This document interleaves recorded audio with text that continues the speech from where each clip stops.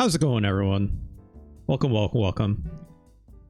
Hope you're all doing well today. Welcome to another edition of Let's Rank almost, hard quotes on the almost, every Super Nintendo game. Burmick, thank you so much for helping me out with my testing. I'm glad someone could hear me. Let's do the promo really quick, as we always do. Of course, this show will be archived. Hold on one second. Oh, there we go. This show will be archived over on youtube.com/@RJLee. If you're watching from the VOD, hi VOD. How's it going? Hope you're doing well. We will, of course, always enjoy when people do the like, comment, and subscribe, all that fun stuff that us YouTubers love to say. But why don't you join us over on twitch.tv/RJLee. It's where I'm doing the show live. Maybe give me a follow. It's also free. Makes us feel good in our tum-tums. And of course, you'll never miss it when a show goes live. You get a fun little notification. Get that on your phone.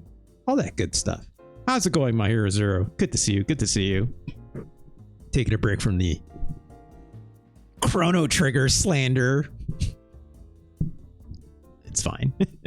I know, it's all good. I fully agree with all your points.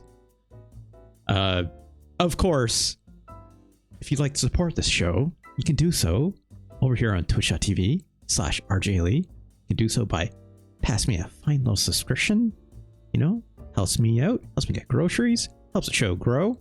Of course, you can always give a nice little tip or donation of any amount. I don't ask for anything specific. There's a handy little link below in my Twitch about little panels, I guess they're called, or whatnot. There's a big old photo of Kiryu there saying, hey, click here. That said, you can also, for this specific show, this one we're doing right now for Let's Rank almost every Super Nintendo game, you can always suggest a game to me. Of course, I'll always take suggestions, and I just, you know, will typically take your suggestion and fit it into a block that makes sense in terms of like the context and thematics of the show. But of course, if you want to play something right now, right away, I will take a $20 tip, or alternatively 8 gift subs on Twitch, or alternatively 2,000 bits, and then I will have to play your game right away. As long as I'm not playing someone else's game, I will play your game for at least half an hour to an hour, or maybe even more if I find something interesting about it. I want to do something cool with it. I almost always fully enjoy when, actually no, not almost, literally always. There hasn't been a case where it's like, you know, there's never not, no, that's not how English is supposed to work. There is absolutely a certainty that there will be something interesting to be said about any video game ever that is suggested to me. Has never hurt me so far. Even with, I know, Fonk, if you're out there, recently suggested me James Pond 3. No, I didn't like that game very much. Yes, I did rank it pretty goddamn low at 124 out of 132.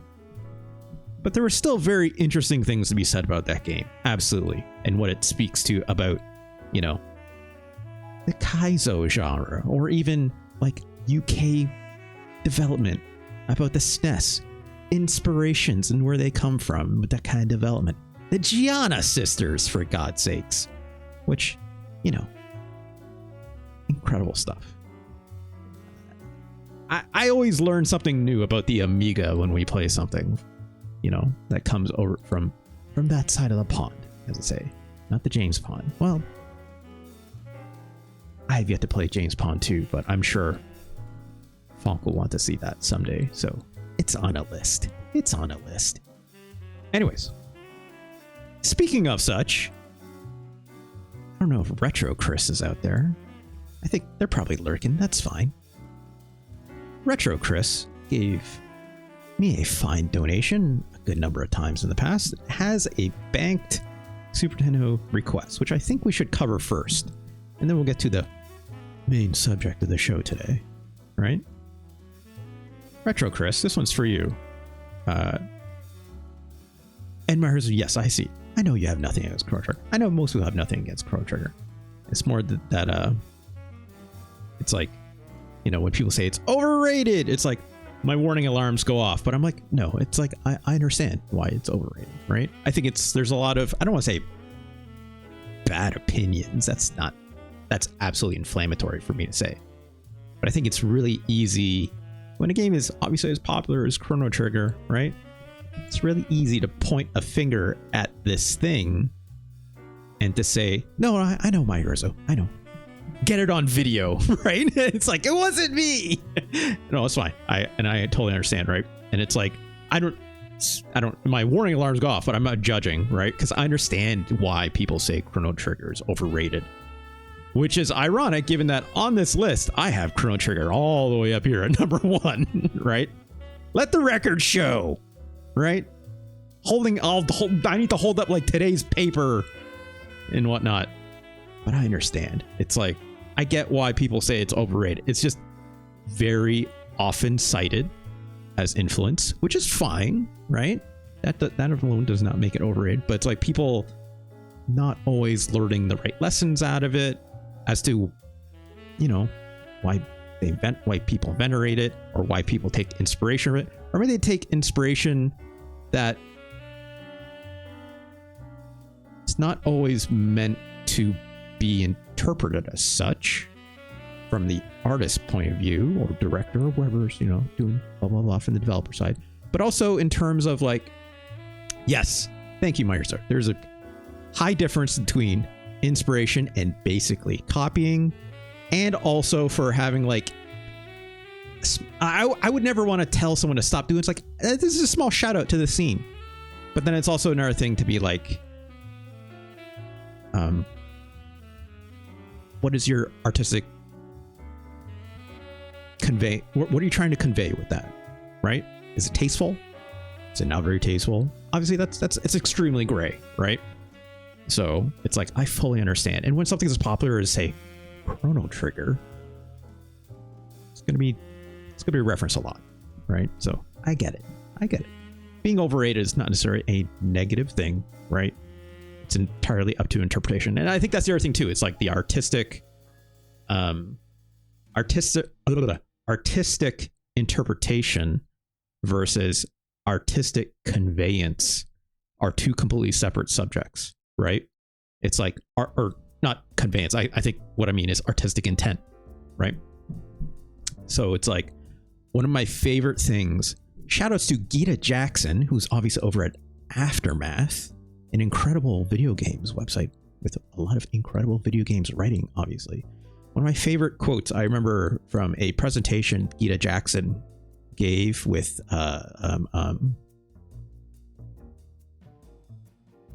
what's the name of that school in New York that does like the games education stuff? Oh, what's bothering me? NY School Video Games. What's it called? They have a YouTube channel even, and they do a lot of really incredible presentations. New York Game Center, NY Game Center. Thank you, Fonk. Thank you for that. That's exactly what I meant. Gita Jackson did an incredible presentation there, and I will more than likely misquote this, but generally speaking, what Gita basically said was like, it's like she was giving a presentation in terms of like how like art criticism works and whatnot with video games.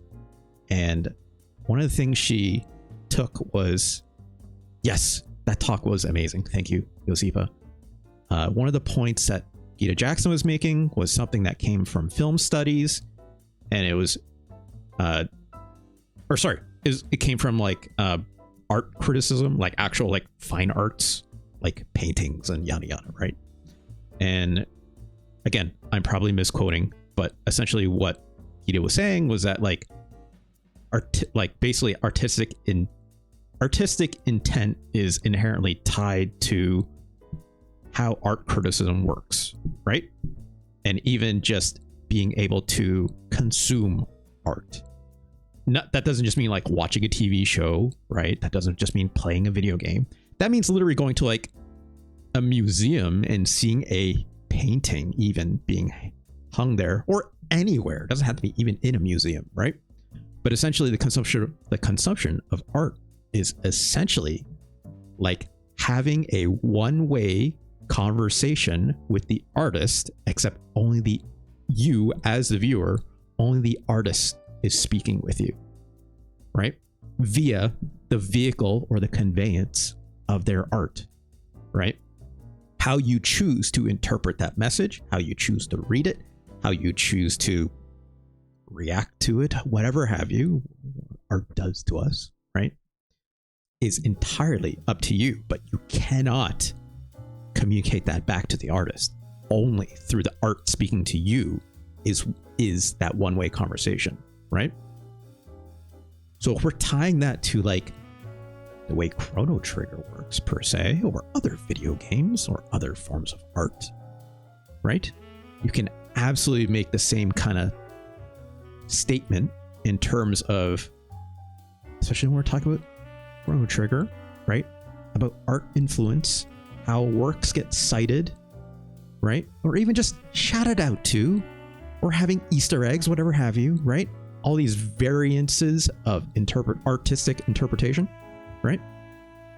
Will have variance because those individuals will have taken something different or unique, or hopefully unique, or hopefully interesting, right?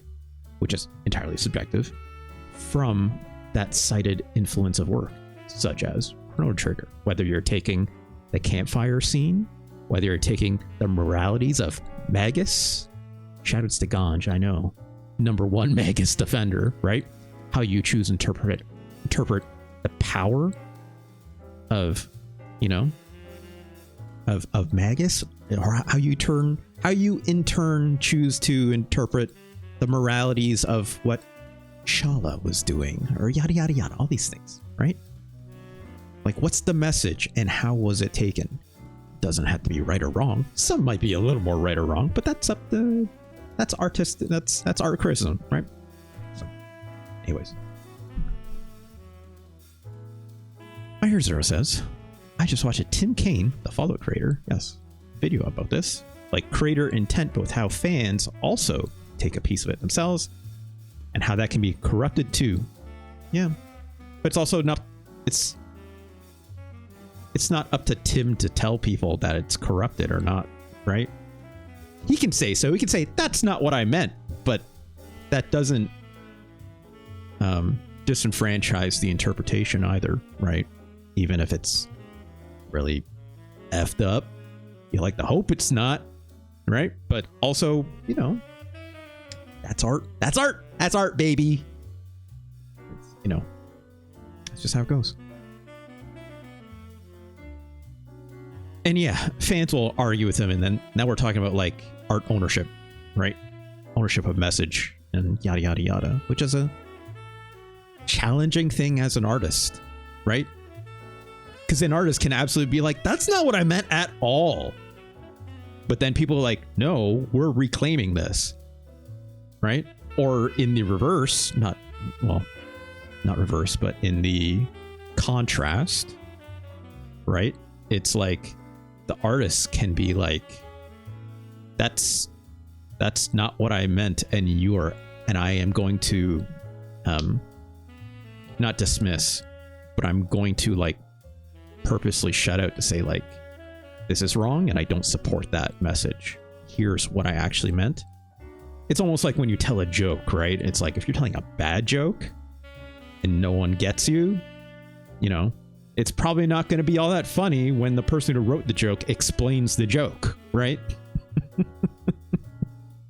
But it's also, if people get it and they're laughing, but maybe they're not laughing at the right thing, then whose fault is it, right? Is the person who wrote the joke, or is it the audience for that piece of art that decided to take it to a different kind of meaning or intent? So that's wonderful. That's art, baby. That's art. Anyways, I've yammered about this stuff long enough. Shoutouts to Gita Jackson. Go Google that NYU Game Center presentation. I think it's very good. I think it's very, very good. I think capital G gamers would be better off had they learned a thing or two out of that presentation. Shoutouts to Gita Jackson. Anyways, Retro Chris, I do not mean to belabor this point or belabor the game that you've chosen because I would like to take a look at this. So let's load it up. Also, right at the end of that music cue, I'll take it every single time. There it is. Let's go to the gameplay, shall we?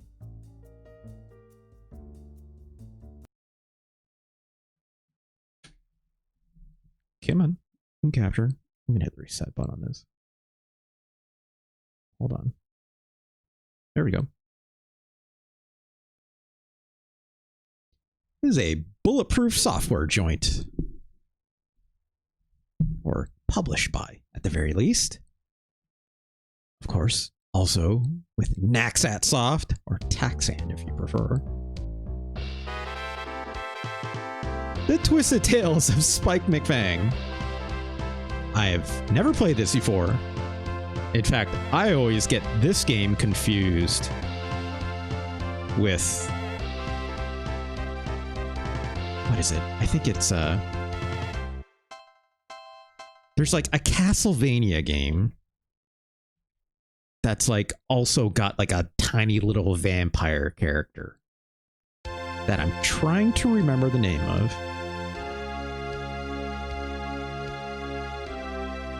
Does anyone else remember this?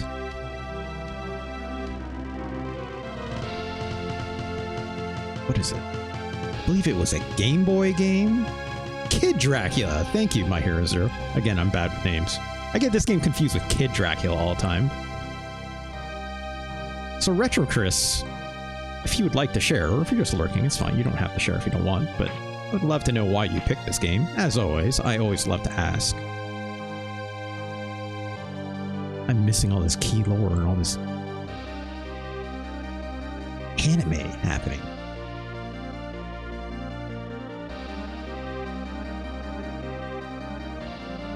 Ghouls and Ghost Gaiden? Yeah. I mean, you get a life bar in that game, right, Fong? Dracuman! Not Dracula! Dracuman! It's not a Pokemon either, although it kind of sounds like it should be.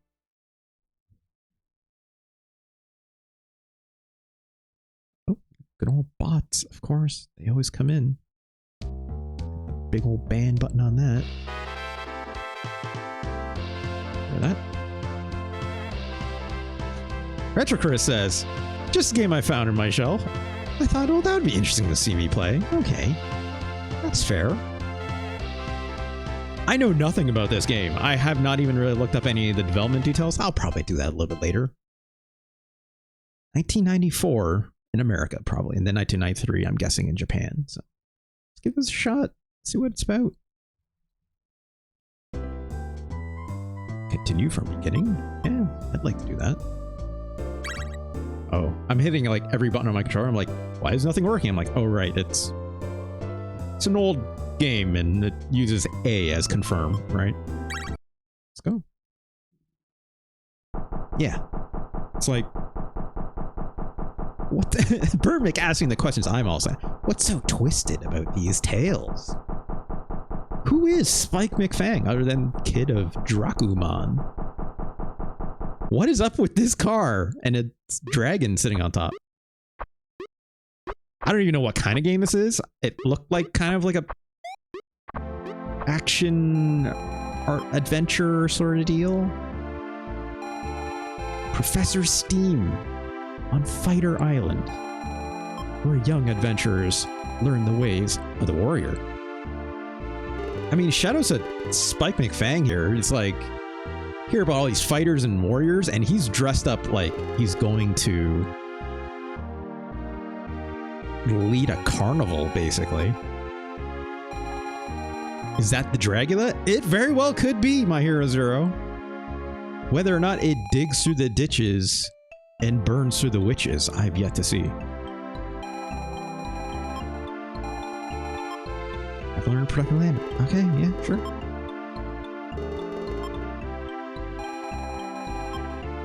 Someone's coming. Is this an RPG?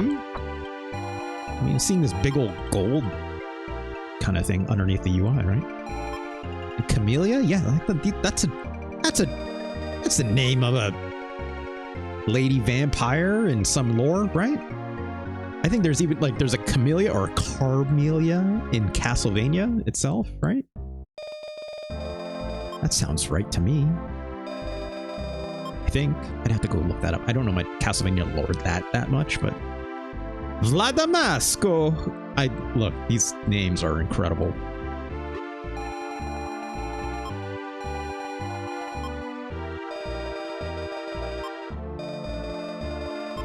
Okay, we got beat up Von Hessler, the zombie king, I guess, right? Or general, I should say. Camilla might be the blood lady. I think it's the... I know in that Castlevania anime, Camilla is the name of like the main big bad lady vampire, right? If I'm not mistaken.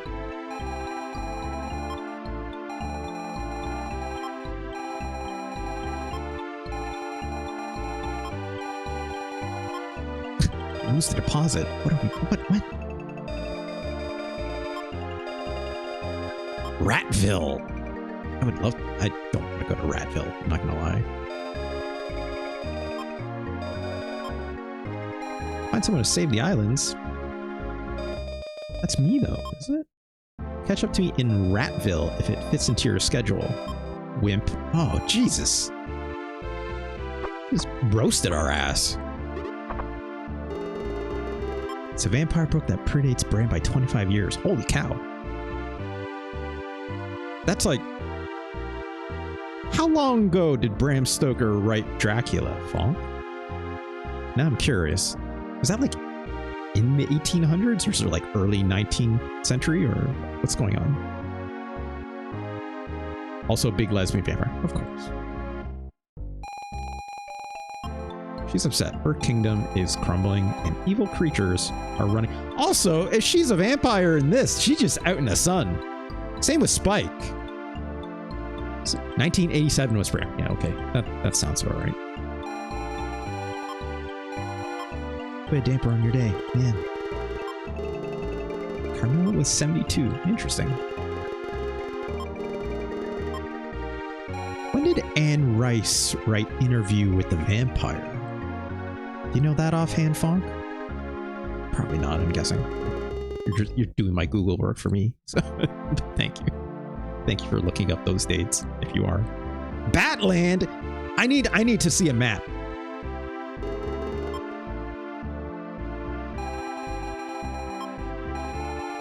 I have a cell phone in this game? What year did this come out? This was like, what? 93, right?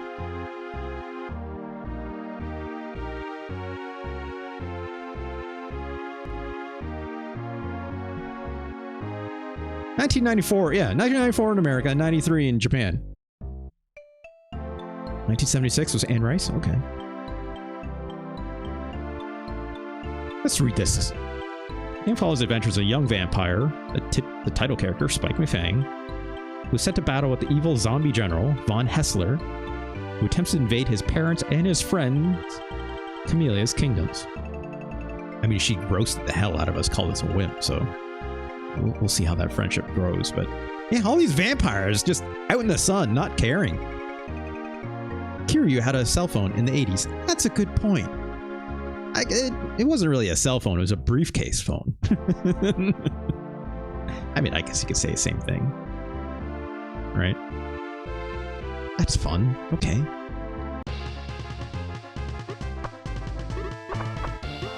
Who are these little guys? They look like Mareeps. Oh, we're in control now. Okay. Can we talk to them? No, we can't even interact, really. I kind of like this rebounding off them. It's kind of funny. It's like, Can't get in our clown car anymore. Okay, we got to jump. Got this attack. It's a nice little whirl. Oh, the buttons don't do anything quite yet. Pause. All right. I like how we just have a hat. That's just a hat plate. Like, just a slot for a hat. Okay, we got XP. Companion. Well, we're alone. Card. I don't know what that means yet. do a jump attack. You just can't move and spin unless you're jumping. Okay. When she was 6, Laura had a vision of a very beautiful visitor in her bedchamber. Oh. Funk, you're just posting AO3 content now, it seems.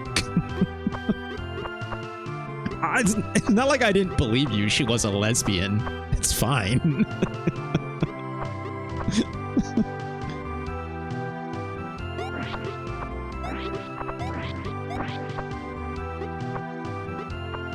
All right, let's keep going.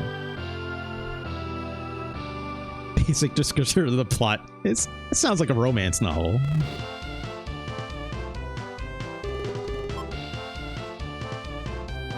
Or the start of one, at least. Hello, Spike. Master Ching Kao Shang would be correct. Maybe mispronounce that K, that Q. Sometimes. Spirit of Fighter Island. You can call me Clarence. I kind of like this game's sense of humor so far, I'm not gonna lie. Start trading. Jumping exercises. Just B button to jump over. 15 rolling logs. Ugh. There is a delay after you jump. I would know.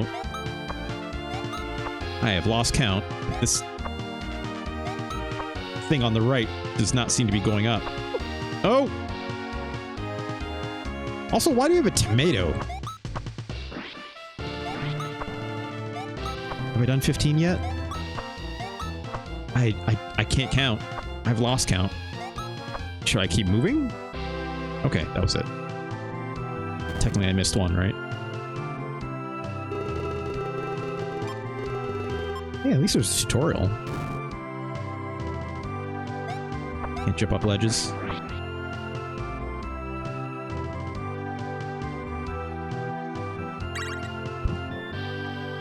Because it's the kind of thing that a la Chrome Trigger has likely been ripped a lot. That's a good point, Funk. Marzor says, I could see where Gears for Breakfast got their design for Hat Kid. I have no idea what that is, my Hero Zero. In quotes, Funk says, the Lord comments that this information seems to say, and her father laughs off. I'm not sure what you meant by that. Oh, from the dream, you mean? It's in this cave. Can I go in this cave? Cannot.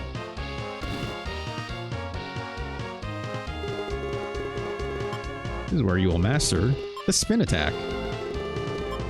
Button to spin. 30 rocks with your cape. Don't spin too quick, or you'll get dizzy. I don't know. I haven't gotten dizzy yet. Also, these rocks take more than one hit.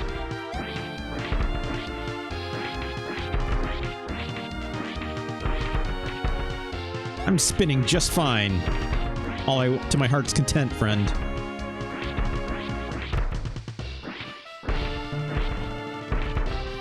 Please tell me this is enough. That's interesting. There is like contact with it, so like I kind of bounce off the rocks when I spin a little bit.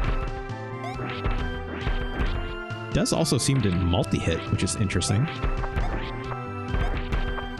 Kind of just jumping at them, so it's, you know. I see. So that top right corner is basically just a targeting thing. Why is there garlic in those in it? I don't know why it's doing that.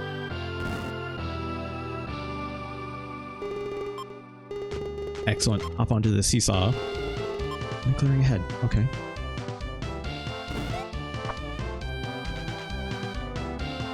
I kind of like that there's like actual like 8-way movement, you know? That's appreciated. Who are these guys? Again, I can't talk to anyone. Just Moai heads. Who made this again? Naxat, right? Bulletproof Software? Who's Red Company as the developer? Who's that? Red Entertainment. Founded in 1976. First time it was released... No, hold on. Oh, the first title released under the Red Entertainment brand was Gungrave. Game I haven't played, but I know of. That's the one with the big coffins and it's like on the back, right? Hey, Trick Banana, how's it going? You have a problem with Easter Island heads? No, I do not. I do not. These are just very funny looking fellas. Like, they have bodies. That's the part that's throwing me off. Tricky Banana. Trying to look up what else Red Entertainment here has made. Looks like some RPGs that were only in Japan. This game in here called Kabuki Rocks, which I don't know what that is. They made a Sakura Wars game for the Wii. That's interesting. What's this game? I don't know if that was released in America. That wasn't. Some old PC Engine games. Fossil Fighters. That I don't. The only game I recognize here is Gungrave for the PS2. Okay, it looks like they made a bunch of Record of Agarest War games for the PlayStation 3. They made a game for Xbox called Nude, like N.U.D.E, called Nude at Natural Ultimate Digital Experiment. The game is similar in concept to the Sega Dreamcast game Seaman, where the player interacts with an avatar via voice. I bet that worked great. Oh, those Agarest War games are filthy? Like H-game filthy? Or are we talking like filthy they're bad? Or are they filthy like good kind of filthy? Like, I mean, whatever. I'm not king shaming. You can do what you want with that. I know that series is very anime. Let's put it that way. Just Wild? Okay. They invented the titty mouse pad. That's interesting. Wait, Gungrave as an El Desperado, a Japanese vampire god? I think that's right. Funk, the only thing I remember about Gungrave is that it's like the main character's got like a coffin like strapped to their back and they can like whip it around like a weapon. I can't remember if it actually shoots or something like that.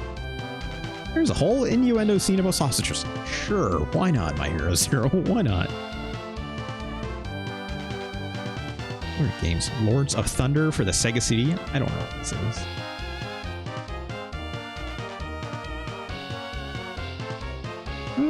Seems like a lot of games made in Japan, which is okay. Or made for Japan, I mean. Alright, let's keep going.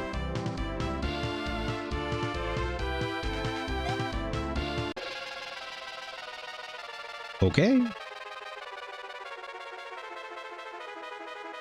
Just going back to my home planet, I guess. Floating island in the mountains, maybe.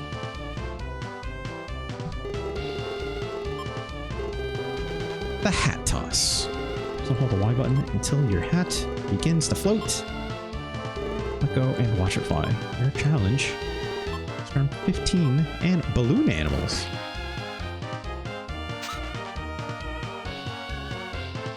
It's interesting. It's like it's kind of like a boomerang. Oh, that's neat. It's like it actually can stay afloat if I move around. That's neat, I guess. Takes a little long to charge, but I don't have a problem with that.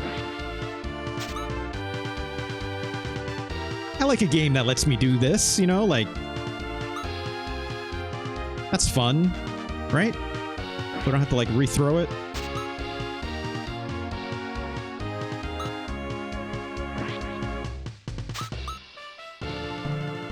There we go. Mario Odyssey ripped this game off. Yeah. Speaking of artistic influences, right? Just imagine like Shigeru Miyamoto being like, Twisted Tales of Spike McFang. That's where all the hats came from. I guess technically there's been lots of hats in other Mario games, right? Like, is it Super Mario Land 2, right? Where you get the rabbit hat? I think that's what I remember it from, at least. Alright. Let's move on to the last challenge. Jump in the hole? Nope. You couldn't rip off Pac-Man anymore, so they had shift. Look, understandable. Ugh. I am still astonished from playing Pac-Man 2 yesterday, My Hero Zero. I was like hurting. Not hurting. Let's be very honest. It's not actually hurting me, but it's like just posting that video today to YouTube. I was like, fuck, you know, like, oh no. Oh, well, now we're here, I guess. My Hero Zero, there will be more. You know? Just fighting off these fish. Can't do my hat charge attack, notably. Oh, my hat just got bigger. It's Professor Sneeb, okay. Hello, Professor. What's up? You have achieved another level of experience. Keep it up. Okay. Oh no, I'm dizzy, it seems. I could hear the sounds it was making. How many spins before I'm dizzy? Oh, I see. That's fun. Is it only after this? It is. Okay. So it's a big attack, but you gotta be dizzy after, so...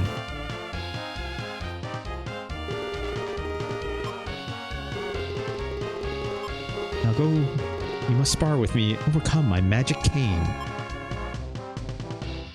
If an old man comes up to you and says, overcome my magic cane, don't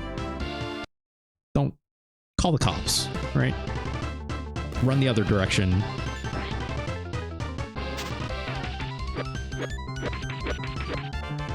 This seems like good technique, right? Get him with the hat. Get him with the hat. Oh gosh. Oh gosh. You know, keep him at range. Or I guess there's rebound, so I can just jump at it. I can't actually be hit while I'm attacking, it seems, which is interesting. Come on. Oh, got the big one. Oh, we won. That's fine. Magic cane hit me. No. Not without consent, Fawn. My Hero Zero says, Russ, I feel like I should step and say we love and care for you, and you shouldn't play more Pac-Man 2. Look! There's one more level, My Hero Zero. We have to know what happens. Magic Butterfly Grandpa is such a mood. He's just having a nice little spar, you know? Oh, what do we get? It's an empty box. What an asshole. He's like, here's an empty box. There's nothing inside. Ha ha ha. Story cards in this. Okay. What are the cards for? Alright, so am I going to do like a 3-card Monty? Or are we going to do like a... You know? Is this your card? Colonel Hydra? I thought there was only one other guy. 2 of them now? Who's Felina? Oh.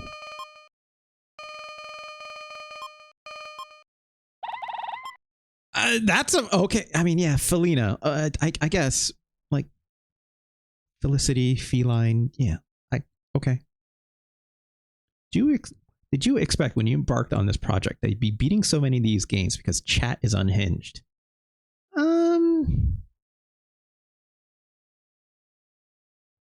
No, My Hero Zero, but I would say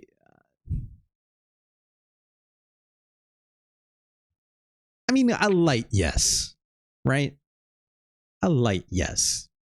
Did I expect it to be games like Super Godzilla or Pac-Man 2? No, obviously not.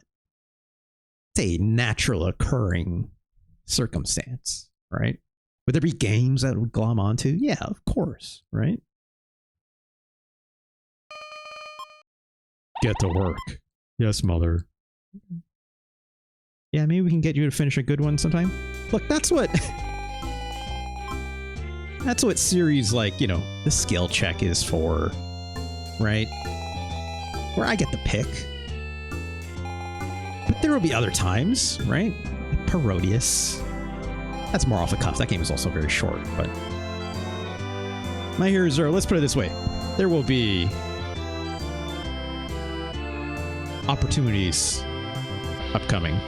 I'm not gonna put all the cards out on the table. But let's just say there will be opportunities. Sooner than you may think. What other games have I finished on stream now that I think of it?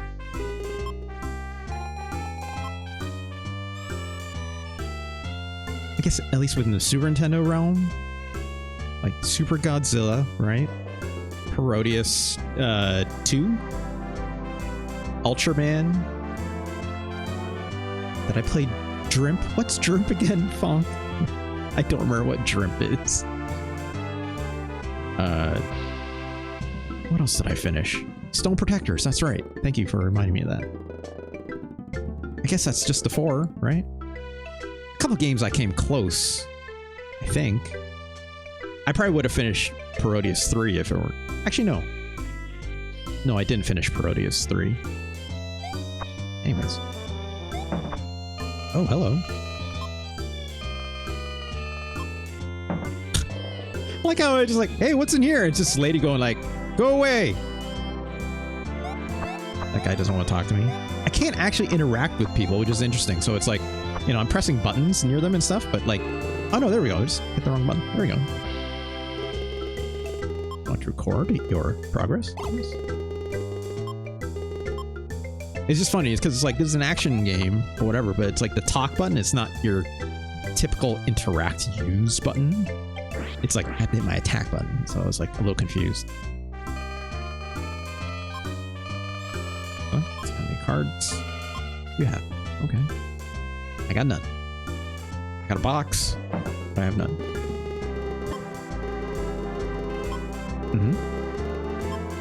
We may still be in Drakumon Castle. Okay. I'm not facing you. I shouldn't be. Okay, well. CDI Zelda has the attack as talk button. Oh, that makes sense. Oh, these little sewer grates got little bat icons on them. That's a neat detail.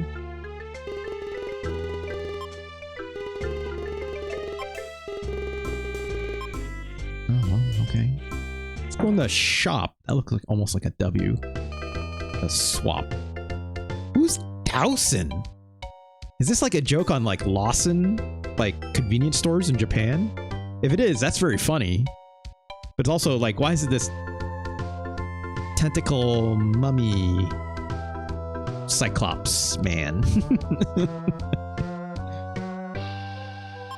I don't have any money, so tomato juice card? Is this how they get away with like not having like blood be your health item? They just made it tomatoes instead? Trickman, it's like, that's me. It's very Trickman finding Dawson very, very relatable out here. All right, well, go to this last house. I like the art in this game. It's fun. It's very colorful. Who is this man? We sell a grab bag of cards here. It costs 20 gold. And you never know what you're going to end up with. Oh no. They put gotcha in the Twisted Tales of Spike-Man. Can't get more twisted than a gotcha, right? Let's buy one. What? I don't like this. Wait, the cards are coming out of this fella here? Is that the implication? Glurk. It's a bad card. Congratulations. Okay. Because you got 100 gold to buy supplies. Oh, yeah. I'm not going to buy the health items. I'm assuming that's what the tomatoes are, right? Retro Chris? Was this a yokai game? I don't know, Funk. I don't know. Group bats will attack the monsters in the area. Okay. Right, and then it's like, you can toggle between the cards, the L and R.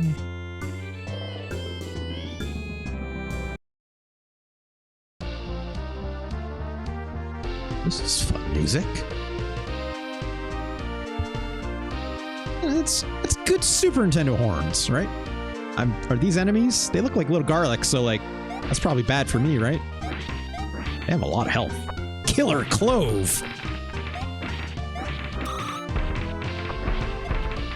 Funnily enough, jumping and spinning constantly doesn't make you dizzy. So if I was just to do this in one spot, right? I will do this dizzy. Is this the tech? This jumping attack? I mean, you can move and jump and attack at the same time, which is helpful, right? Especially if I can't take contact damage per se otherwise.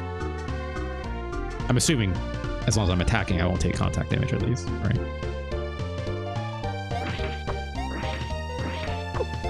Oh no. Oh no. Whoa, whoa, whoa. I can't believe this has a sequel that is just golf. I'm sorry? What are you talking about, Fonk?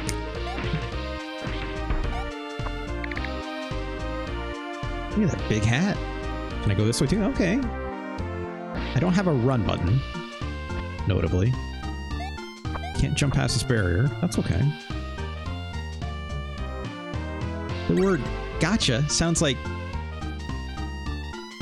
gacy or gachi. I mean, I assume you mean gachi is how you pronounce that in Polish, Trigger Banana, which means like underwear, but kind of like a bad derogatory word for underwear, like huge stretched out old grandma. Oh, that's kind of funny, actually. Kai Prince is the sequel to this game. Okay, I've never heard of that. Axe at Golf is the sequel to this? What? Give me money. Great.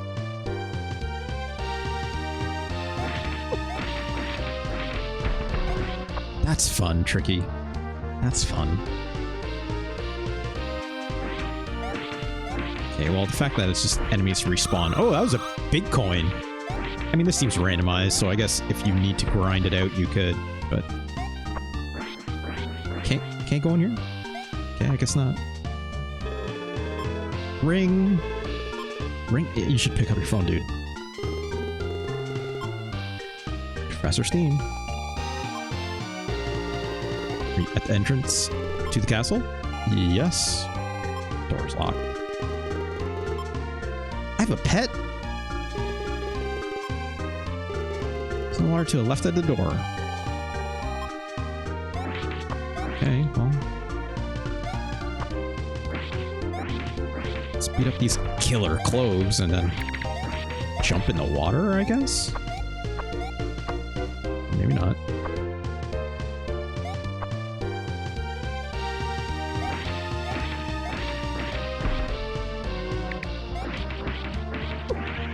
Oh gosh. Oh, this camera movement is a little much, I'm not gonna lie.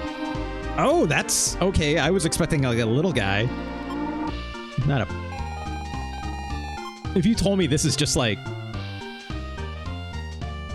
What's the name of that thing that comes out of that big hole at the beginning of Dark Souls?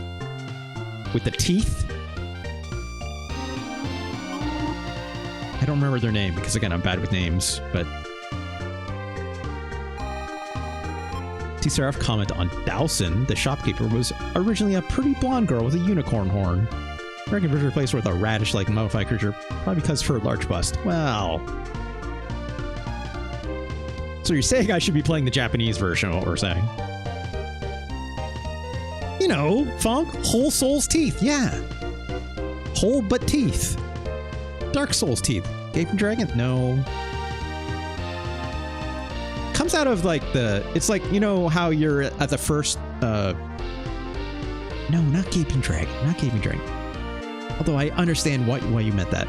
You know, at the beginning of Dark Souls, the very first actual bonfire you come to where like the Firekeeper is, and there's like that kind of ruined cathedral on the one side of it where like those faith... Framped. Yes, that's it. Yeah. It's like Frampt comes out of that giant hole in the ground, right? That's what I meant. Framped. Thank you for that.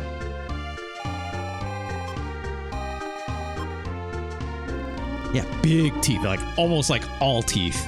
Like at least 50% teeth, right? No teeth on this fella, though. Sid. Thanks, pal. Alright, so I gotta find the key. Just one of the clothes took it, I think he said. Oh.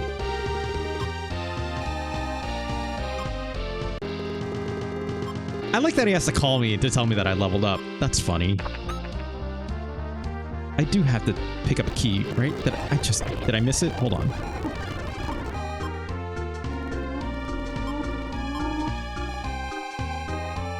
To the right of the castle door. Okay, got it. Dude loves eating women's underwear. Or you mean gachi, right? According to Tricky Banana. I could be saying a slur. I should not say that. Like, he said it's kind of derogatory to say so.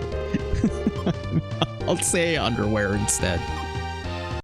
To like bleep myself out on my YouTube archive for saying that. Please tell me otherwise, Tricky. Dear God.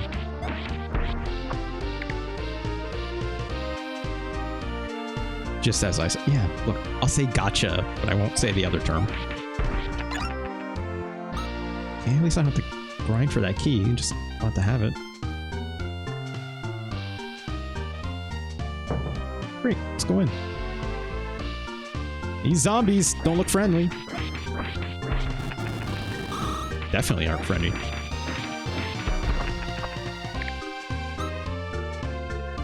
These aren't edges, right? No, there's giant carpet rugs. So don't run away. Come back here, buddy. All right, well, bye.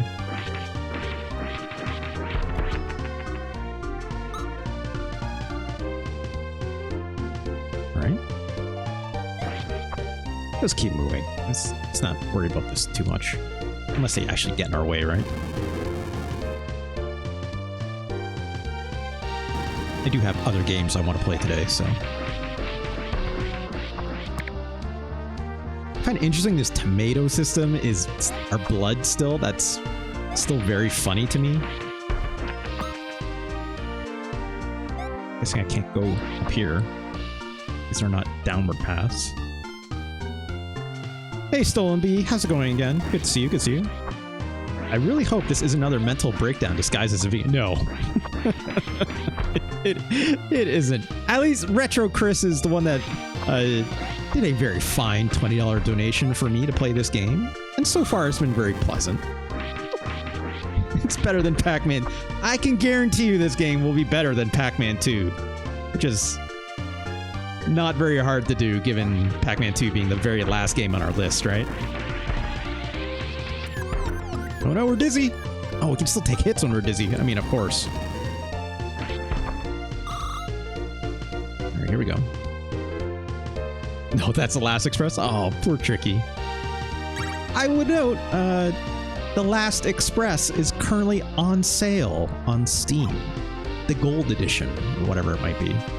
I think it's like, for me, it's like $2 Canadian or something like that. So it's probably like $1 for you. I would highly recommend you go buy it. It's a good price. Very old game, though, so look. Not very, very old. I guess it's like, you know, it's relative. Why did that guy just kick us? This is fun art. Look at this. Also, we are going for a ride. That's fun. You want to record your progress. I'm guessing there's a boss fight coming up.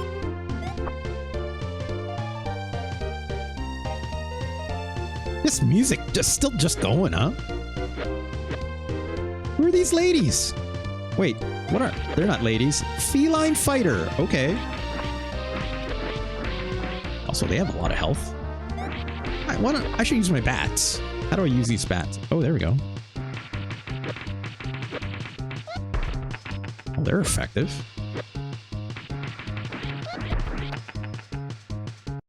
Are they gone after? Oh, so that is strip a consumable.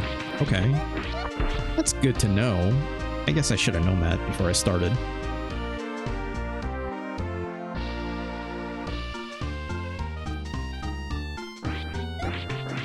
Get out of here. Okay, I guess we're not going that way.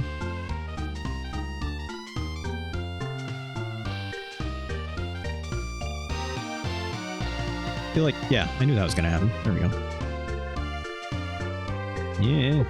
Oh, well, god damn it. Oh, if I just keep walking? Wait, what?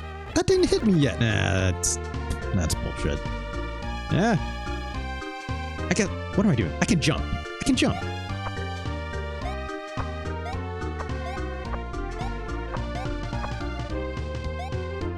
Forgot I can jump. Doesn't look like there's a way back if I do that, so let's go in here first. Well, oh, hello. These enemies are starting to ramp up. Oh, well.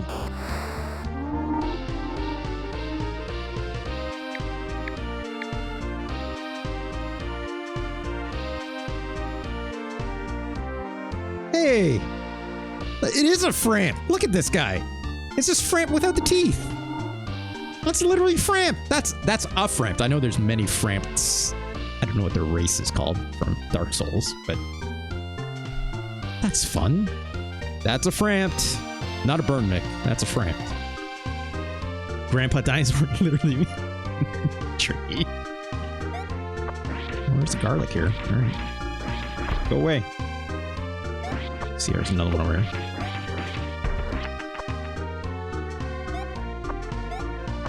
We're out of tomatoes. I hope that doesn't turn into a problem. I kind of wish it, similar to like a Legend of Zelda game, you know, where it's like if it knows you're like missing health, like it should start giving you more health items. I kind of wish. Oh well, that thing just gave me a hit.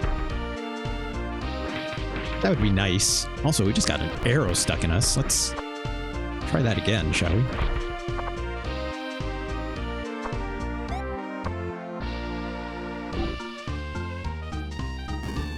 I still haven't quite figured out like the rhythm of this game per se. Oh, well, that's not good. This thing's just straight will hurt regardless, huh?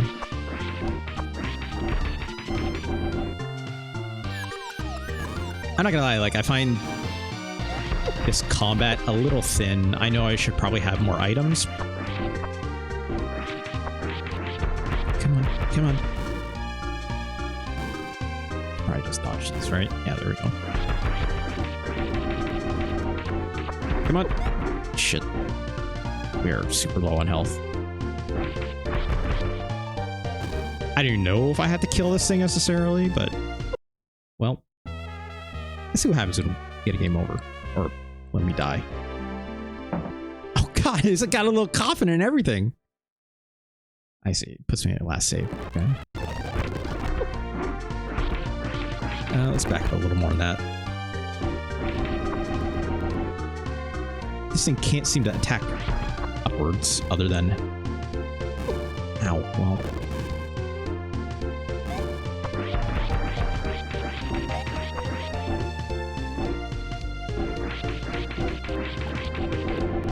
Almost dead, come on. There we go. There's a little dude in there. Just a little bit of health. Okay, well. Stolen Bee asks. Oh. First, my hero says, Framp is a primordial serpent. Right. Now that name is coming back to me. Stolen Bee says, so how far below Pac-Man 2 would you rank Link to the Past? Stolen Bee. I guess we're just gonna have to play Link to the Past to find that out someday, right? It's the only way to do the science, right? How else would I know? Oh, god damn it. I didn't realize that thing could hurt me like that. But... Give me health. Please give me health. It'd be really nice. It'd be really silly if you didn't. Ow.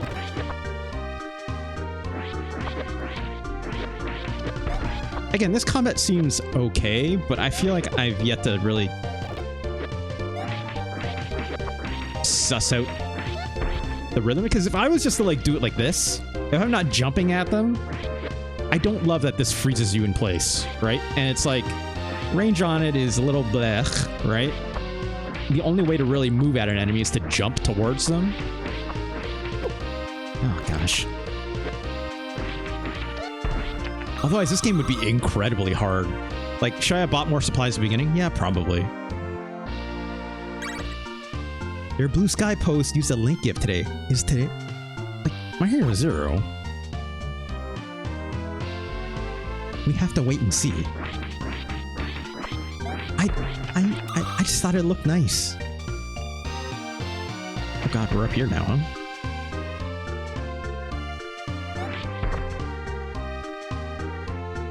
Alright.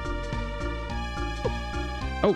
I wasn't even paying attention. I was reading chat and I walked into a spider. Can I go down here? No. Also, this level is long. Again, I'm getting the action RPG adventure vibes out of this, right? Can't jump off these edges. But it's like, I haven't yet found the rhythm of like exactly what I'm supposed to do other than to go through this castle right now.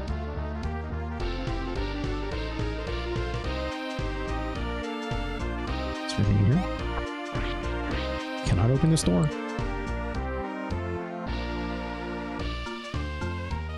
That's weird, right?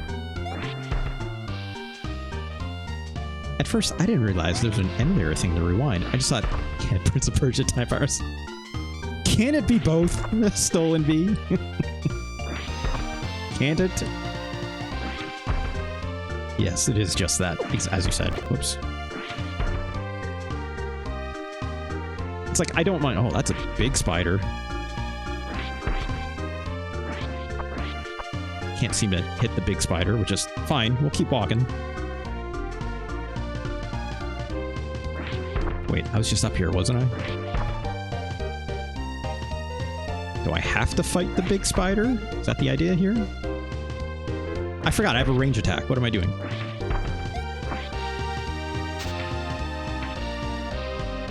Oh boy. Yeah. Oh, that's a miss. Oh.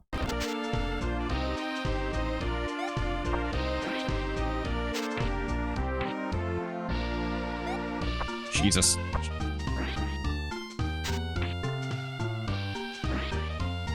Can I walk on this? No, I cannot.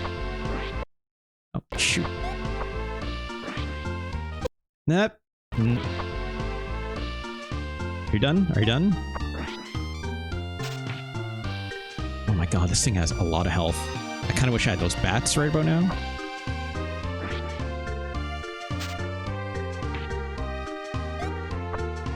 Or can I do, like, my spin?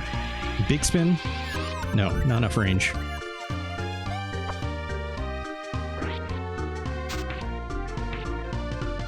This is gonna take a while if I have to do this. Ugh.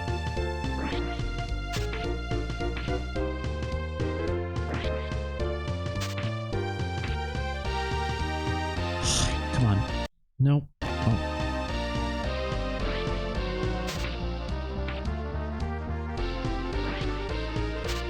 I'm only doing this because I don't know what else I'm supposed to do, admittedly.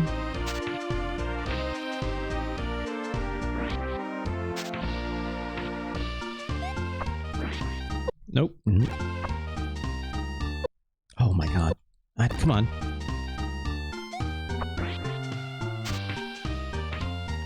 Just a couple more hits. Just a couple more hits. Come on.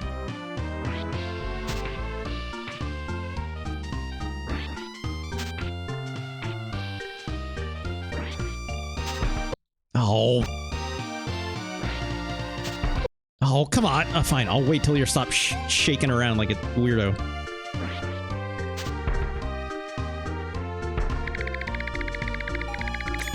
Yeah, that's like, at least that gave us some health, right? There goes the key. Alright, well, let's go down below and get it, right?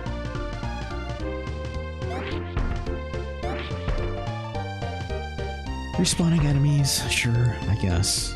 I don't love respawning enemies like this, but at least the areas are big enough where it doesn't matter that much, so it's fine, I guess.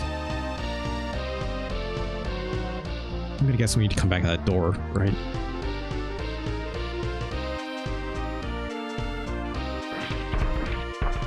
This level is massive, though. Like, I wouldn't have expected this much out the gate, you know?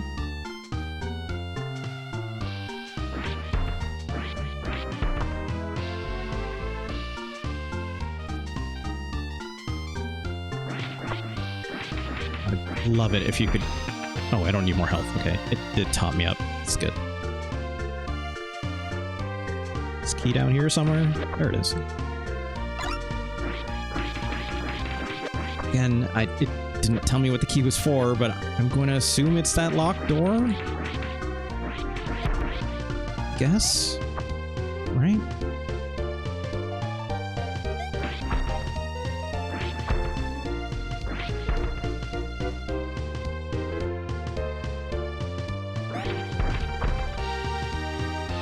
Yeah, this music is still going. I haven't felt like it's gotten to me yet, you know, even though it's been the same song this whole time. There we go. What's that noise? Sounds like a boss, right? There's no way for me to like go back to town either. It's like I'm a really far out distance from like all the, I guess you could call this a dungeon, right? Oh boy. Oh, that's what's making that sound now.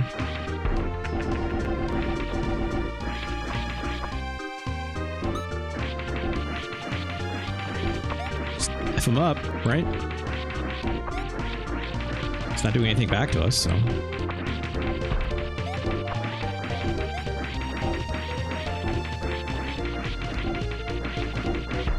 This is very silly.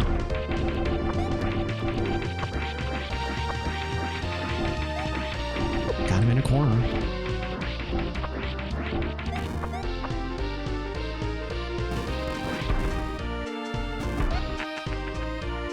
Just dropped a bunch of money. Okay, well.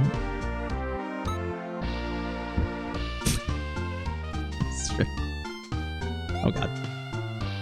And he respawns too. Great. Look at this. That's fun.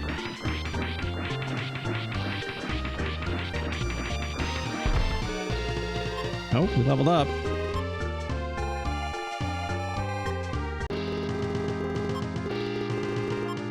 Great.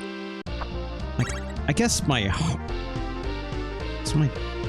what goes up when I level up? My HP a little bit? Probably? I'm gonna guess. Doesn't seem like my attack gets necessarily stronger, so maybe it does.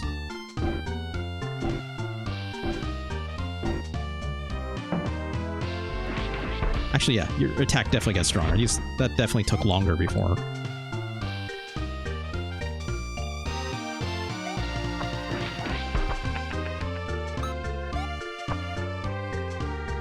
Kind of wish I was on a pause after a jump like this.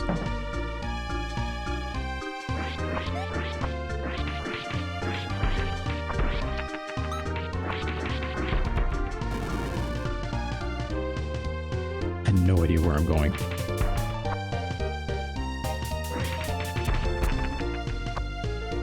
I think I saw a key down there.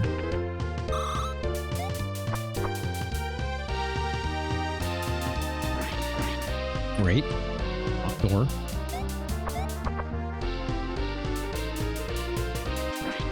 Well.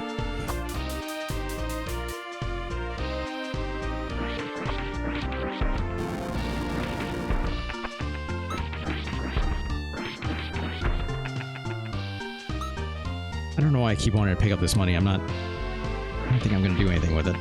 Not right this moment.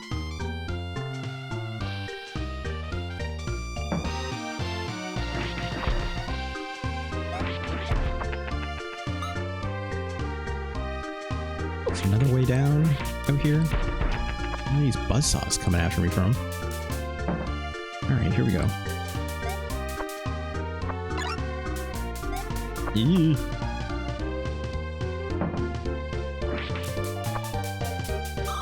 This game seems fine. I wish it kind of gave a little more direction. Oh gosh, oh gosh. I think it's very charming, right? I think the sprite work is really good, actually, you know? It's very colorful, which is always a plus in my book, right?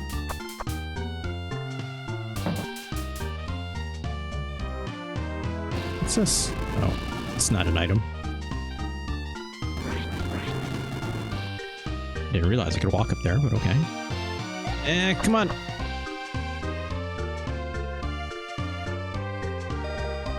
Spike, is that you? Charles Leclerc? Yeah. Leclerc, not Leclerc. I know a lot of English, non-French speaking folks will say, no. Leclerc. But yeah. Charles Leclerc, right? Is this Mommy Dracula?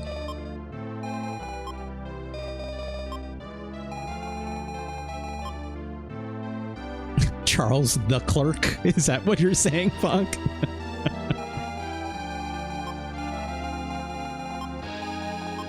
Alright. He's a low 4 fighter and very athletic. You know, I think she'd be a nice girl if she wasn't influenced by evil beings. Mom, I'm always saying this. I am always saying this about... I'm not going to continue that sentence.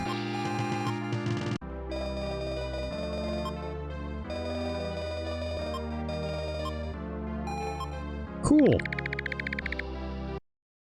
All right.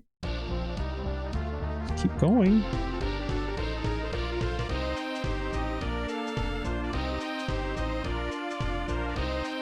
Yeah, it's like, had I known how much stage I would have had ahead of me, I would have bought more items probably, right?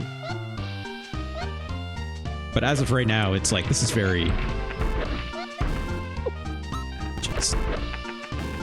It's very breezy, but at the same time, it's not, you know?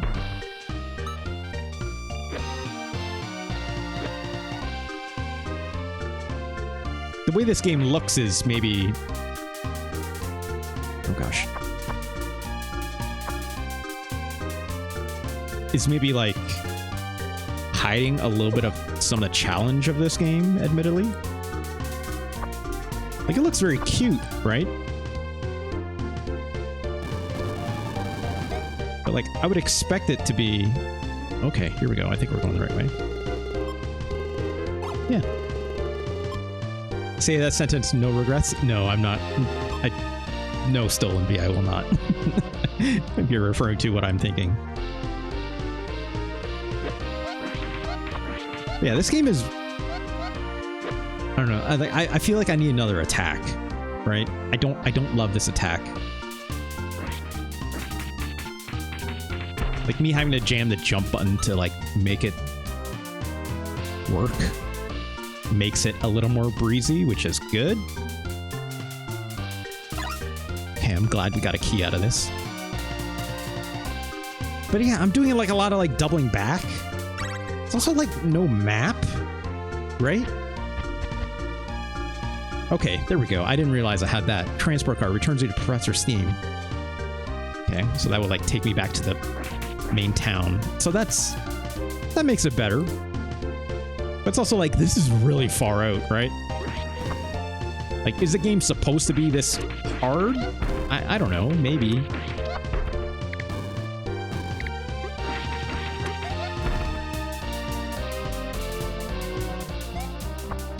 It's like the dungeons are large. Oh, come on. Whatever. It's not necessarily challenging, it's just long, right? Okay, can't attack those. Just gonna keep getting hit by this little blade. Yeah, I'm not finding this action necessarily compelling. as much as I find the art compelling and like kind of the fun tone of it, right? Like the writing is very charming still. All right, let's see this. I am Felina, Queen of the Feline Fighters. And like these sound effects are fun, right? Let's rumble. I'm gonna do the same thing that I've been doing this entire time, which is these jump attacks. Ow. They're out of tomatoes.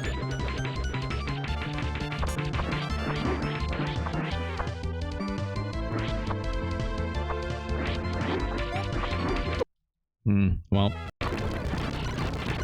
I could have done that better. Even I know this. Let's try it again. Yeah, like, I don't know how I would do this without being able to, like, move in and out, you know? Like, I have to, like, wait for her to do attack. I just ate a big hit there. Like, trying to stay on that side that she swings with, right? Oh, gosh. But, man, she has so much health. This feels like it would take so long, you know? Ah, jeez, come on. Hitbox on it is a little more generous than I think, though, so maybe I should take note of that.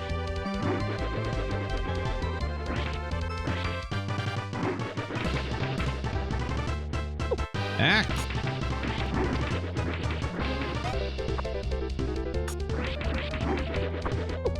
Crap.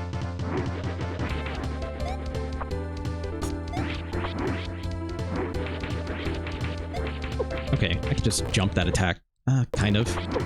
Ah! Yes, tomatoes versus garlic. Gosh, a classic combo. I guess it's worth noting that it's like, I think that tomatoes is supposed to be blood, you know? And garlic because you're a vampire, so sure, whatever. Oh, come on. Now I'm getting too greedy because I just want to kind of move on, you know? Ugh. Man. You've almost got her, though.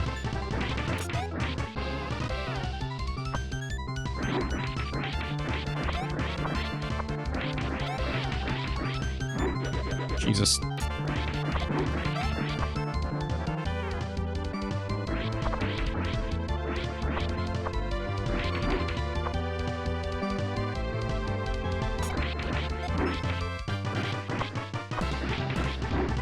Oh god.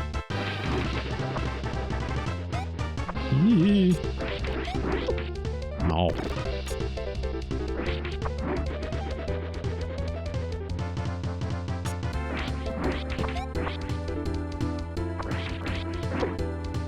Damn it. Come on. Almost there.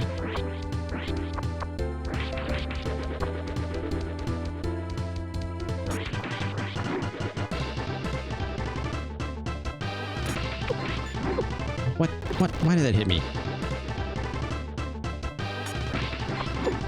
Ugh. It's like you can jump her attacks, technically speaking, right? It's just you have to not get caught on a downward angle like I just did there.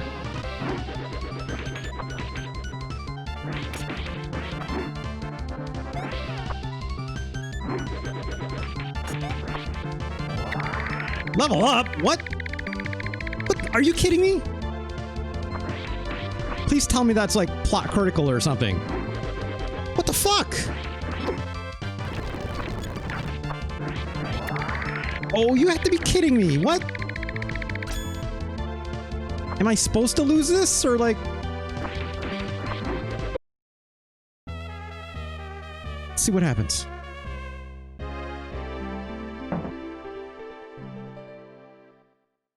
Oh, what the fuck? Oh, god damn it.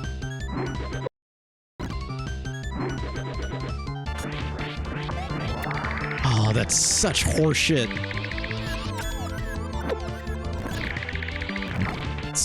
bitch.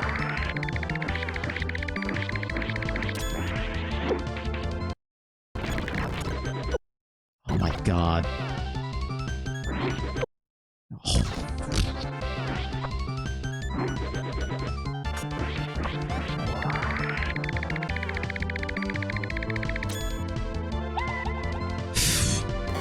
Oh my god! I am Felina, played at Michaela. I have never known defeat. Thanks, Stolen B. That absolutely seems to be the case. Is this game a Dark Souls? It kind of, you know, just haven't had the bonfires. Look at this attack she does, though. This is wild.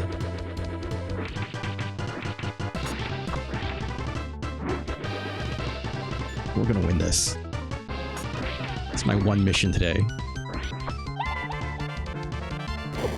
Oh god, she got me.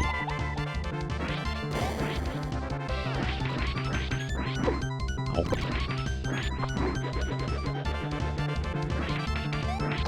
Ah.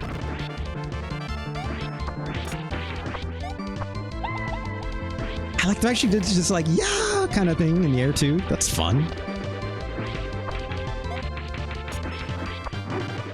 Gosh.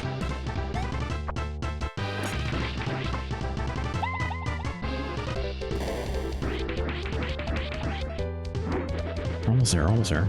Oh, I couldn't see the thing because the camera is in a funny place.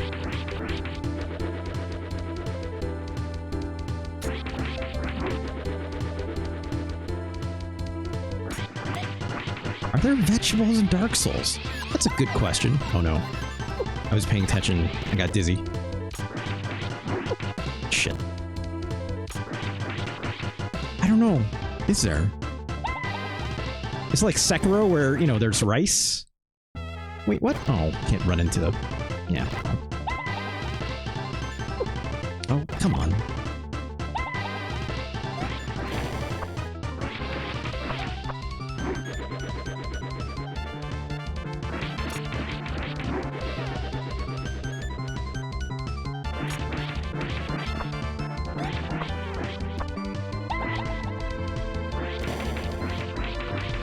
Okay, we can get good damage on that if we jump out of the way correctly on it.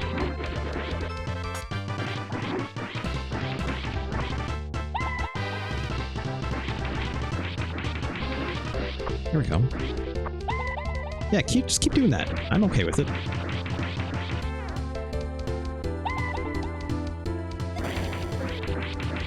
It's like my jump is my parry.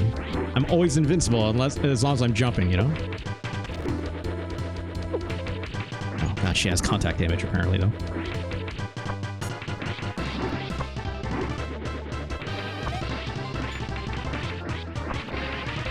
Oh no, screwed that up. Didn't mean to jump that much.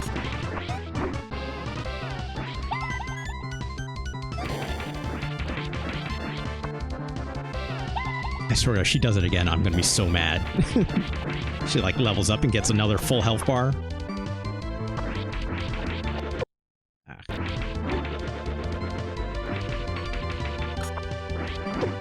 Crap, I knew it.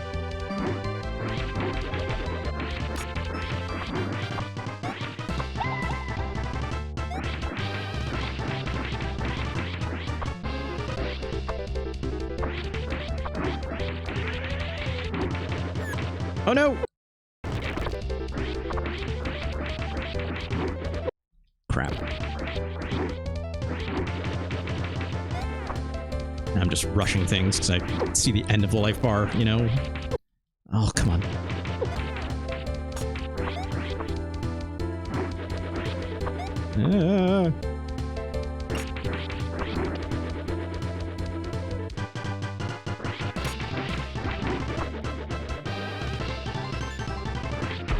There we go. Phase 3, she's Sister Afraid.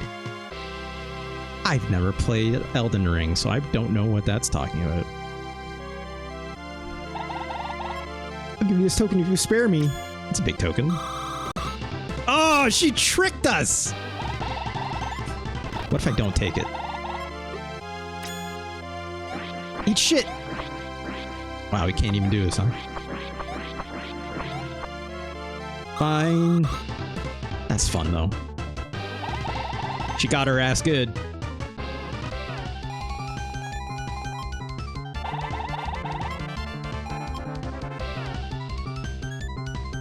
Okay.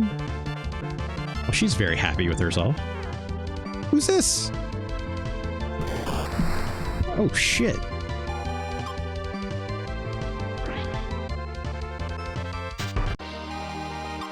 Eat hat, cat. That's great. That's great.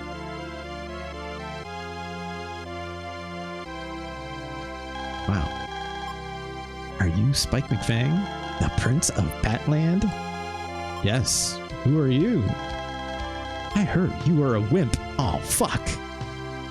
What's her name?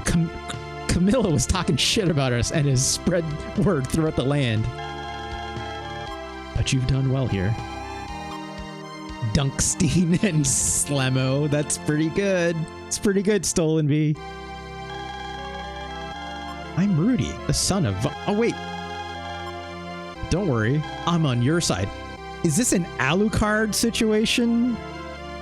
This seems like an Alucard situation. It's like... What was her name again? Rudy? You know, spelling Rudy backwards doesn't spell Dracula, so I guess Dracula's our dad, right?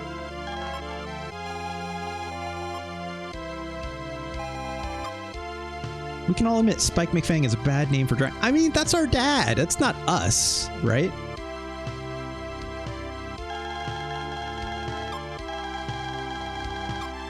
My father is innocent. Oh. Is there there's intrigue here, it seems, right? Oh, hey, Mom. Spike! She could walk a little faster. She is very tall.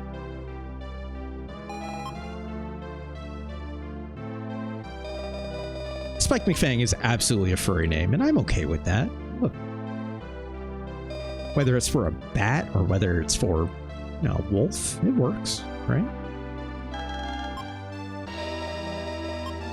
Maybe a dog, even. I'm okay.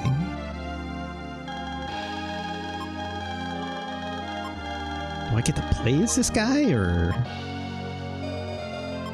Good luck, boys. Thank you. All right.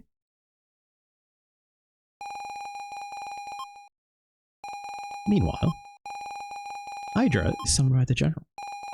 He is very angry.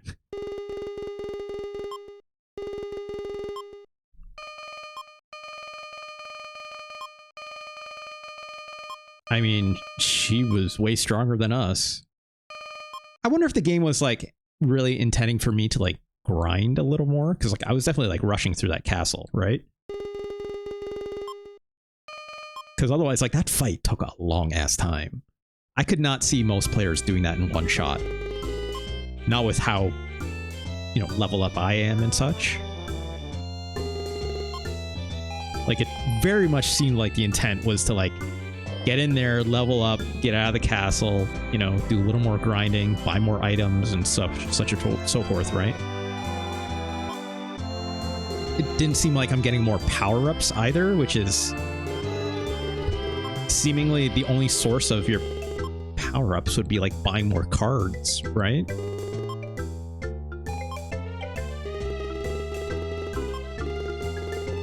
Unless I'm like not seeing a skill tree somewhere.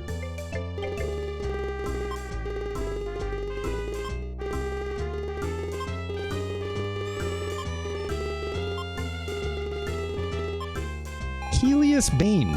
Okay, who's that? Nashville's a long drive from here. We should go soon. You buy the supplies. I'll ready the car. Okey-dokey.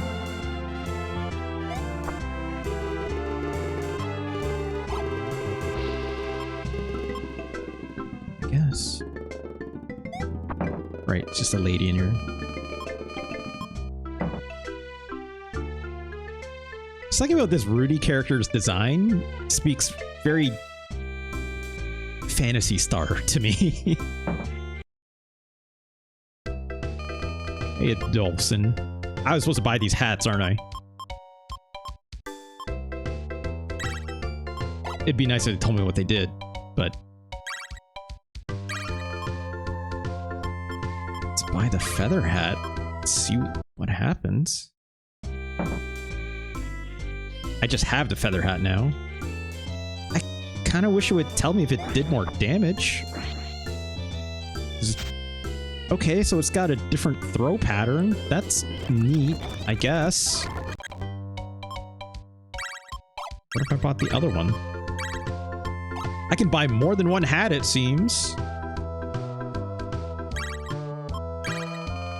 Okay, so it can't. It won't let me.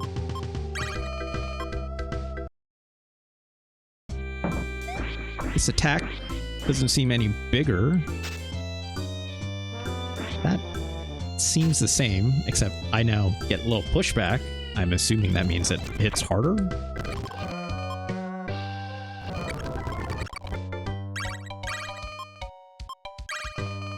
I wouldn't be surprised if there's another hat in the new place we go, but... Why did I do this? Let's throw down a save slot there. Oop, don't do that.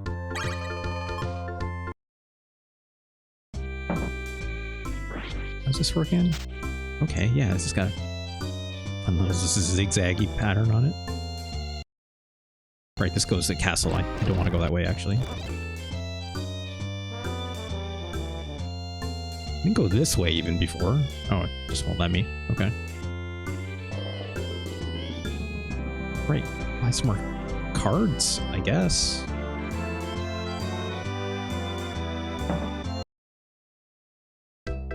This fucking guy.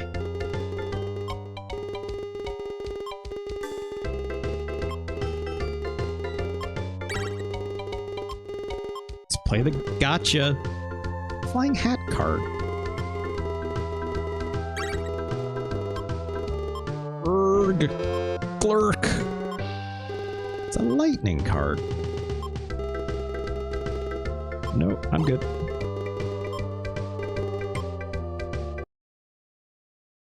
I'm assuming, yeah, I can toggle between all these. Okay.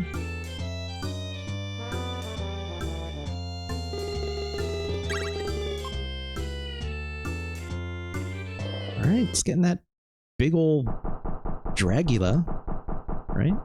It looks like a Dragula with a dinosaur on top. Watch for falling rocks. Okay. Oh, Jesus. Well.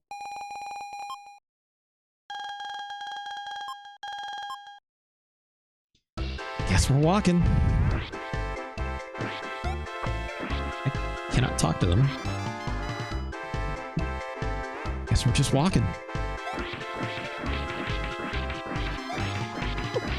I guess so, my Hero Zero. Also, geez, these things are taking a lot of health to, like, take it down. I'll use my new fancy hat attack. That's okay, I guess. Oh, that's got recoil on it, so it knocked me back into the next thing. I kind of wish it gave me a better main attack, I'm not gonna lie. I don't like having to sit here and charge up my hat every single time. Ugh. It takes just a little too long, you know?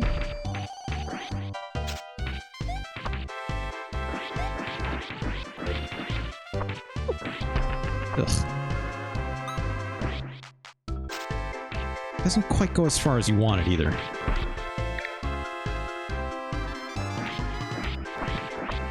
It's just I'm just knocking this rock around.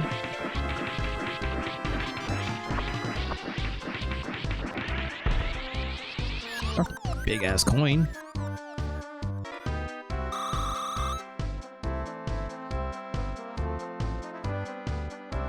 Well, I think we're good. I'm gonna throw another save state down.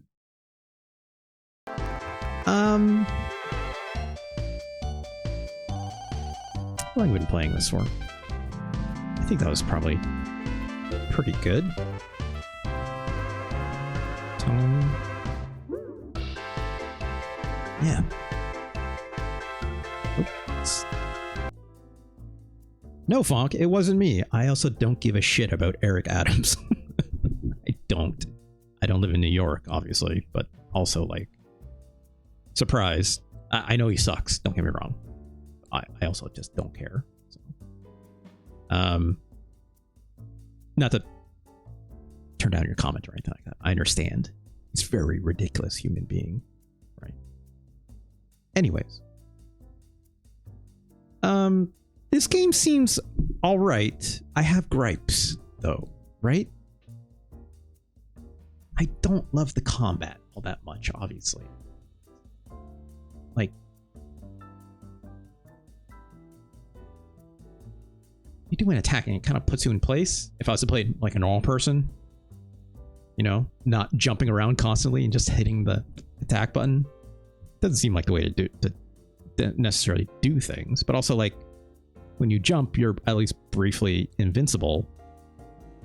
I appreciate that there's like not as much contact damage, right?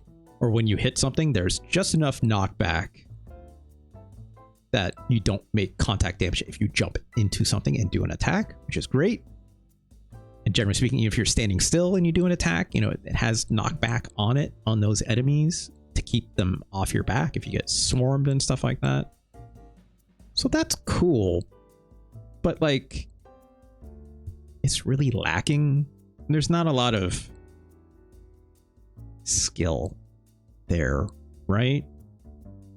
It's a little bit tedious. I kind of wish that was better. Because the attacks aren't directional either, it's like you're just kind of freely jumping around into like a mass, right? Because your attack does like a 360, right? Like, yes, I could be using the hat throw attack as something to keep at range, obviously play a lot safer, but like these enemies take so many hits. They're like attack sponges, right?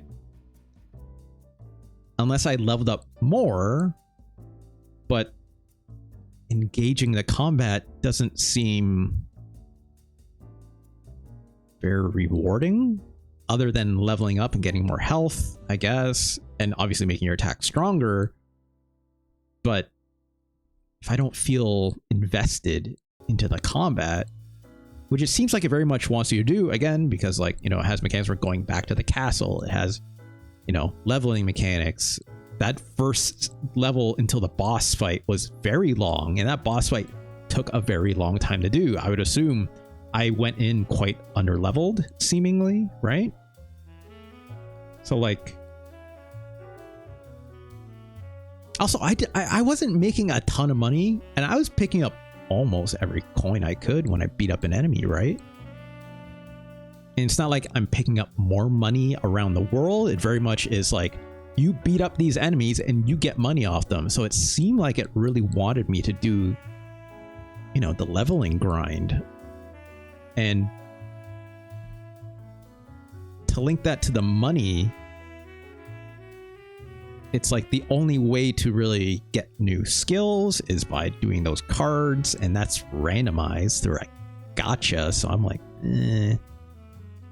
But they're one-time use, and like, I don't know. I don't think that's great.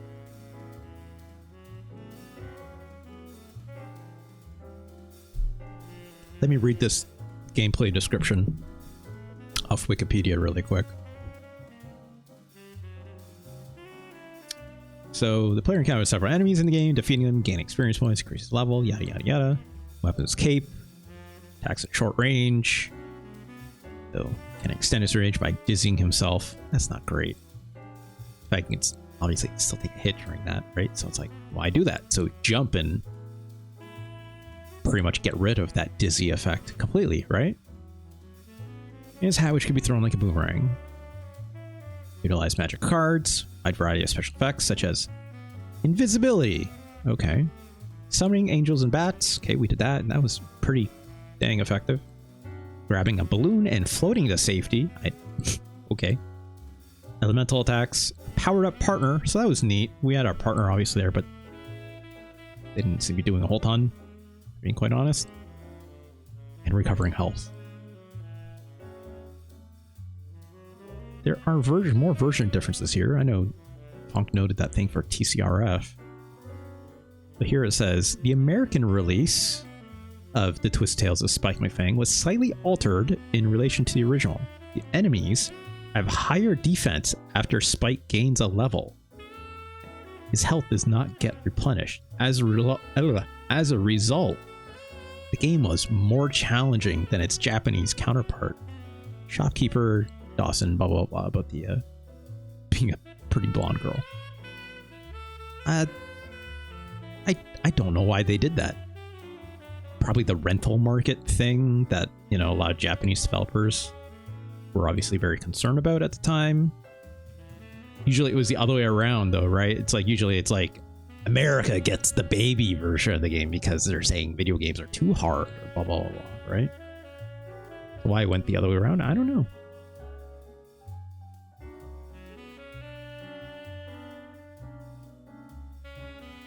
EGM said, or they lauded it as an adventure game in the same vein as Zelda.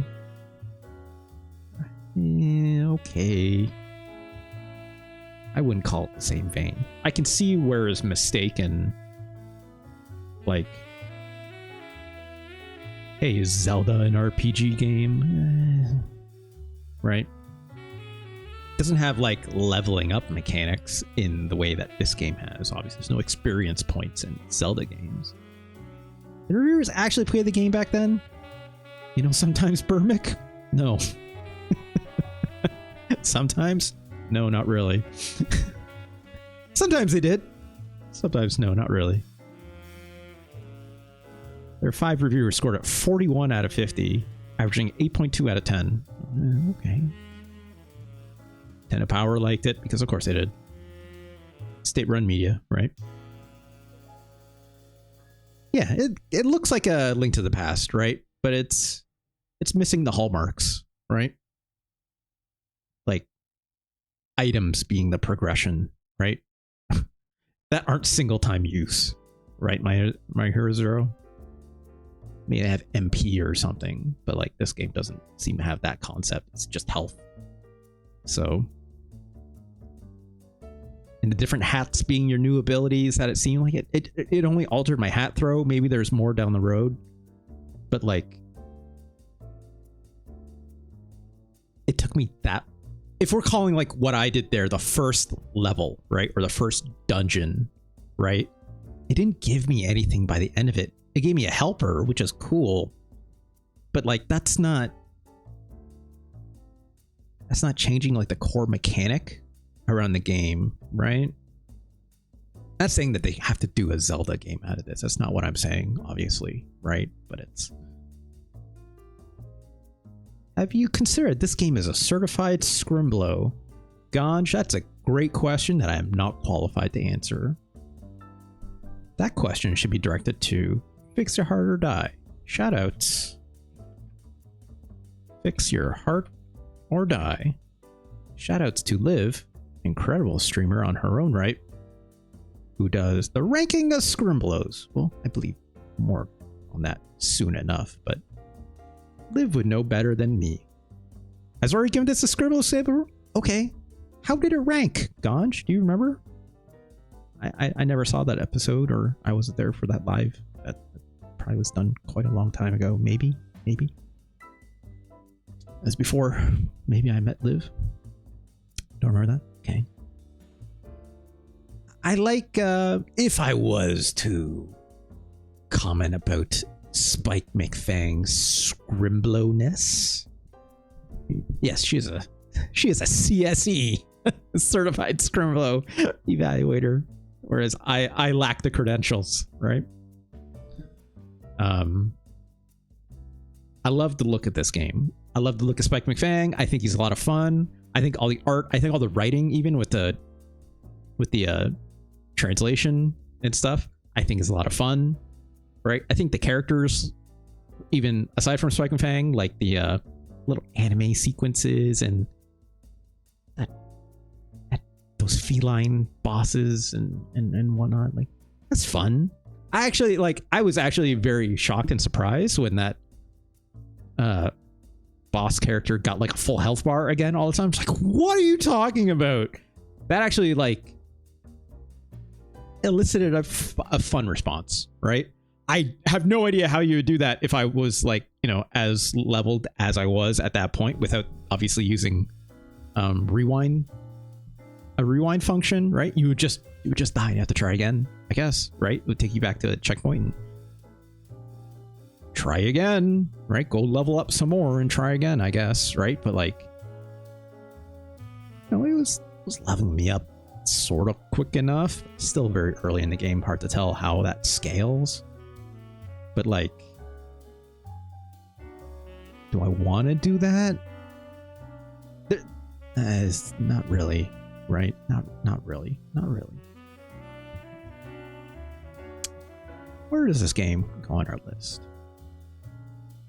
Maybe I'd be curious what the Japanese version, in terms of how much that difficulty is scaled to make the enemies not seem like such sponges, or like, just like Wikipedia is saying here, is like, I mean, the defense seemed like way higher for some reason. Like, that didn't seem necessary, right? It didn't seem necessary at all, in my opinion. My rundown sheet here. Sec.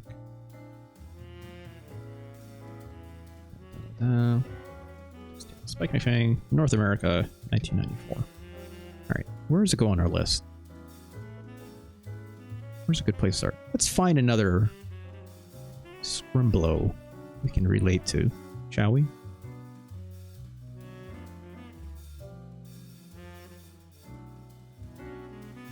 Here we go.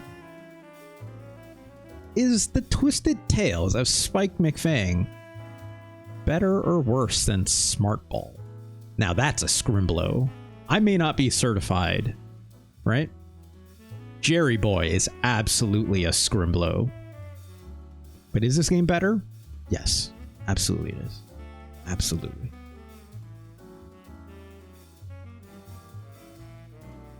Is this game better than Kendo Rage? It's got... Kendo Rage had a lot of charm, right? That gameplay is not incredible. Obviously, it's quite a bit different than what Spike McFang is doing.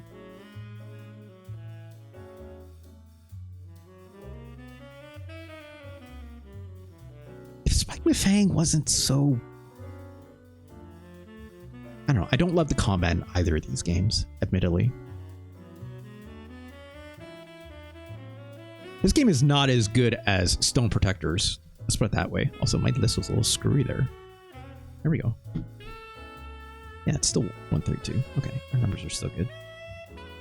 This game is definitely not better than Stone Protectors. The power of their stones glow, as one Ganj or Liv would say. I don't think this game is as good as Brain Lord either. I would even go as far as say I don't think this game is better than Ghost Sweeper Mikami.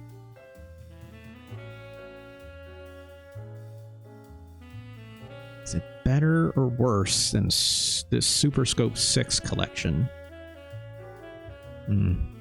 Burmick says it's not better than that Pebble Beach golf game. I'm inclined to agree. I agree. So it really does come down to this. Is Spike McFang better or worse than Kendo Rage? I think it's worse. Kendo Rage has a lot of, like, just as much, if not more charm, I think, than the Twisted Tales of Spike McFang. Is it worse than Sho Aniki? In fact, is it worse than Final Fight, including Final Fight Guy?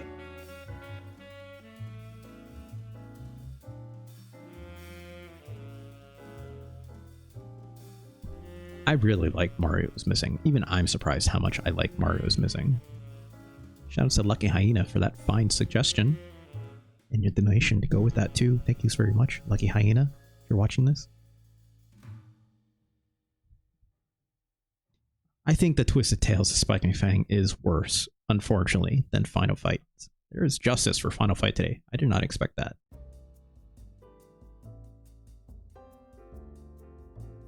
But I don't think it's worse than this Kishin Doji Zenki Battle Raiden game. That game is a little... had some charm. Its combat system was interesting, but does not outweigh the fun music and aesthetic of the Twisted Tales of Spike McFang. Just, I want to like this game more. I appreciate even all the setup and the plot it's going for. It's very charming, right? But the combat in this game is not meeting the level of how many hits it takes to like take down an enemy, right? That defense thing is really, knowing now, it's like if this is like just the enemies are way spongier in the North American version, like that was a huge mistake. I'd be very curious to see how this game maybe would have ranked had I played the Japanese version of it, but then I wouldn't have understood it, right? I wouldn't have understood all the writing that's in the game, and that would make it charmless to me as a non-Japanese speaker. Maybe there's a translation patch out there, right? We may look at this another time. I am curious enough, right? I am curious enough. Because I think there is something here, right? Which I've never heard of those developer before. Red Company turned to Red Entertainment. No? Interesting. I've played other games by Taxan or Naxat Soft, depending on how they license, blah, blah, blah, right? They've had other good games. Naxat Soft? Look at their list. They have a lot, if I'm not mistaken. Go to the Taxan page. List their games. Low G Man? Yeah. I like Low G Man. Eight Eyes? That one was... It's like a kind of rough Castlevania-like. Got a game here just called Serpent, which is funny. It's just... Literally, it's just Serpent for the Game Boy. It's like, you know, with a... It's Snake, right? They made that kind of weird G.I. Joe NES game. Mappy Land? Mappy Land is pretty alright. I like me a Mappy game. They made a really bad Fist and North Star game. I remember that. Don't play that. That's rough. That's under Taxan, though. It's like, what is it? Spriggan? They did a Spriggan game for PC Engine. It's like a top-down shooter situation. It's pretty good, if I remember correctly. Another shooter called Rekka. These are very, very Japanese titles, for sure.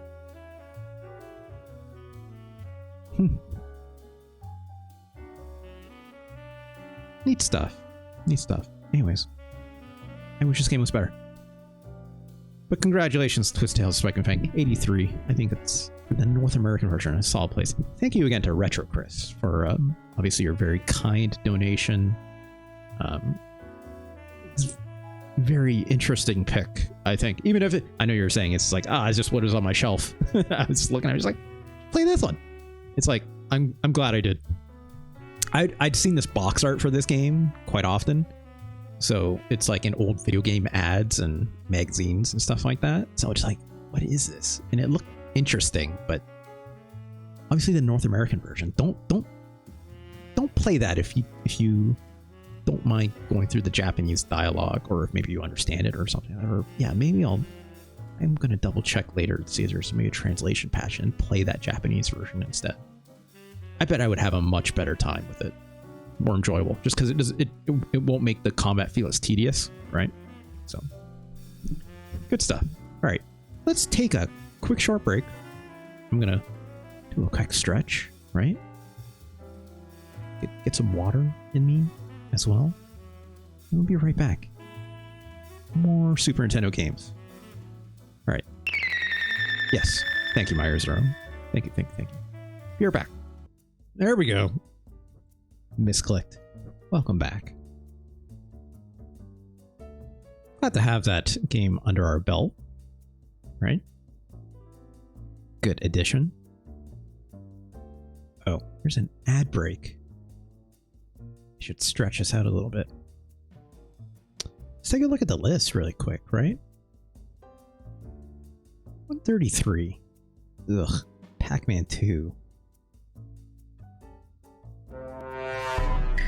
Look, I know I probably played more Pac-Man 2 than I should have. And I will continue to do. Right? I'll admit, I did look at a guide yesterday after I finished that series. I didn't go back for more, I guess you could say, right after. But I was like, I would know how to get past at least the puzzle part that I was on, right? What's interesting to me is that the playthrough I was watching that I used as a guide quickly during the stream even, it definitely had like some areas that I just missed completely, right? That I hadn't explored, that I think you can actually go back to. So it's like, on one hand, here's what I'll say about Pac-Man 2 that I was not even really expecting. But like, the world is quite open to you out the gate. Very little of it is unlocked, or sorry, is locked to you, except for like those key cards very specifically. And yeah, there's that whole thing about like finding game cartridges in the world to play Ms. Pac-Man. That's fine and all, aside from the game being extremely annoying to play.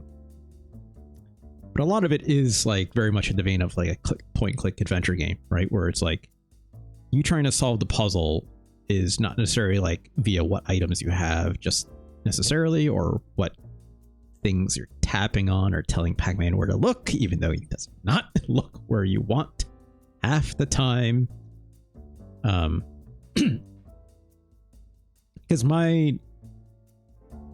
there's that moment there, I think Fonk had mentioned to me, where it's like, oh, I happen to be angry at the moment in the sewers, which caused me to find that minecart tunnel to go back, right?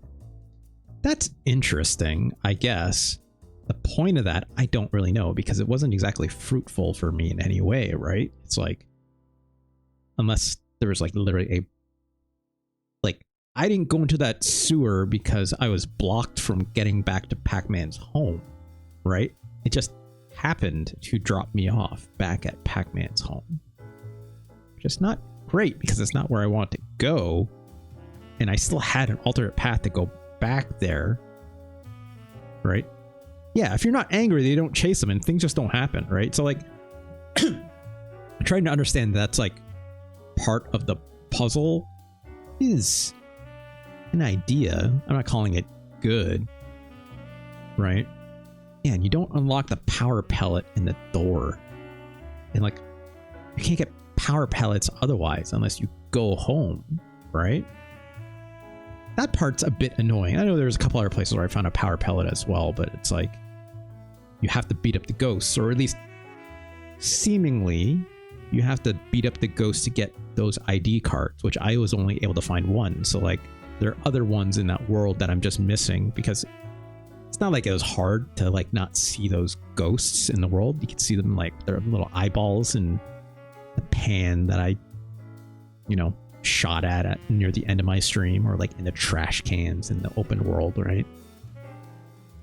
Is it interesting? Kinda. Does it work? No, not really, right? Which is, why it's the last game on our list. But I do want to see that to the end. I don't feel like I have to, but I think it's like there is something there. I have to know how it ends. I have to.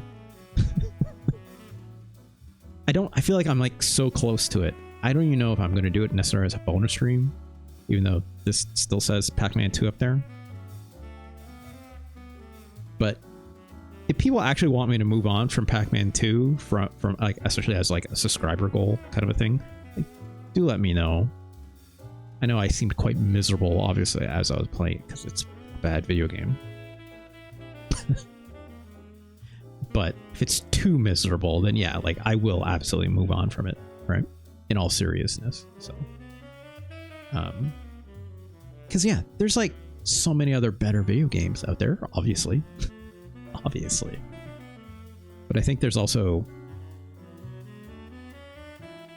the thing that I'm trying to keep the bonus streams from being is like a reward to play like a really good video game, because a really good video game would insinuate that I want to play that good video game. So I'll just do it, right? I don't need to link that to a bonus stream. But like, you know, making it something special is, I think, important, even if it's bad, right? But I think it's also like, I want it to be fun for the audience too, right? So I'll keep that in mind going forward. All right. Not speaking about Pac-Man 2 anymore. Let's look at this next game, shall we? Switch over here.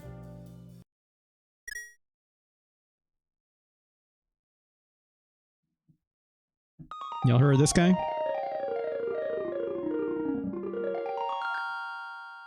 Seems to be big today for some reasons, right? Yeah, My Hero Zero. Of course you guessed it. Of course you did. It's not like I wasn't dropping hints, right? Long ago, in the beautiful kingdom of Hyrule, surrounded by mountains and forests. So 1992 in America, 91 in Japan. Legends told of omnipotent and omniscient golden power that resided in the hidden land. Many people aggressively sought to enter the hidden golden land. Master of obvious puzzles. You can have that title if you want. Tricky Banana, however, would never. So the king commanded 7 wise men to seal the gate to the land of golden power. I like how there's, yeah, it was like, there's that one old guy just sitting down. He's, you know, everyone else is like, stand up, bruh. And he's like, I'm so tired. I'm so old. Short King, maybe? Yeah, maybe. But when these events were stirred up, Mode 7!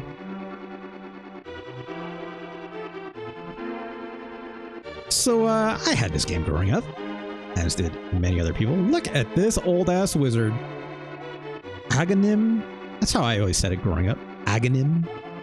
Not Aghanim? Get the ah right in the middle, right? What a jerk!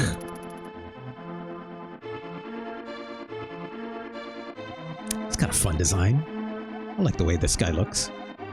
I always loved in the Nintendo Power magazines when they had the Legend of Zelda Link to the Past comics in them, and really put like a lot of detail into them, right? Into like these characters, including Link and Zelda. Oh gosh, that's a lot of flashing. I apologize for anyone with sensitivity. I'm gonna make note of that for my video archive. Also, where'd that girl go? She's just gone.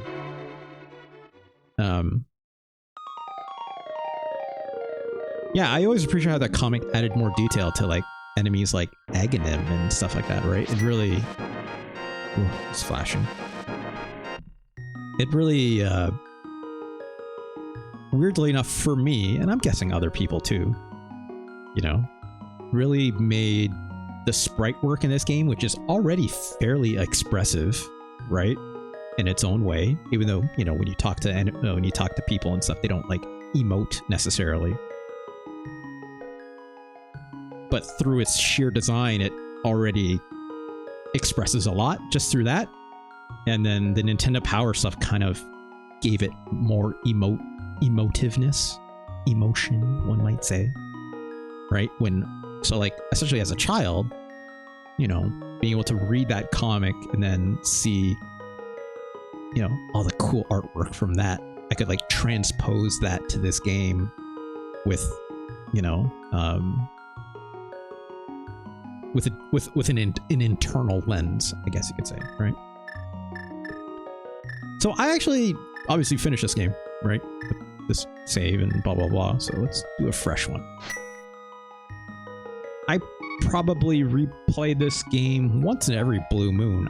Not very often. The last time I did it was not semi-recently. I'm going to say at least a few years ago. Also, I find this system of cursoring these letters very strange, but sure. All right. So what is there to say about Link to the Past, right? Especially given some of the chats we had today about nostalgia, right? How creative works inspire and influence. Myra says, you know what? I've never really played this. Turning Myra Zero, turn in your badge and your gun. Funny thing is, it's like, you know, it's fine. You've probably done more cultural osmosis of this game than anything, right?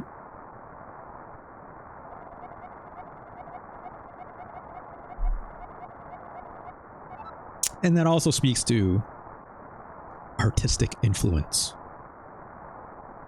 right? Like even something as highly technical as a GDQ run, which obviously removes a lot of, you know, the story elements. In fact, it's trying to skip as much of it as possible, right? Is in itself its own art form, right? A transformative art, a transformative avenue in interpretation, right? Which is absolutely legit. There's nothing wrong with that. Don't see anything wrong with that whatsoever. Weird enough, for me, a very late comer to like GDQ kind of stuff. All right, see you later, Uncle. He's taking that sword and shield with him. I'm definitely not going to need that. Let's grab these pots, though. That's always fun. I just noticed there's actually like stereo sound coming. Like, oh, you can hear that again. People at home, I don't know if you have headphones on, you can maybe hear that. When I pick up these pots, I'm only hearing them in my left channel. That's neat. I didn't realize that before because I always play this game out of like a stereo TV with not like a surround sound system, obviously, or even like very wide stereo, right? I'm assuming if I do something on the right side, it's going to do the same. Yeah, when I throw these bushes, that splash sound from that bush hitting the ground, I could hear that only out of my right channel. That's neat, and it is doing an appropriate pan depending where I am. Like when I throw these up the middle, I hear it through the middle channels like equally on both sides, right? That's neat. I never noticed that before. We learned something new.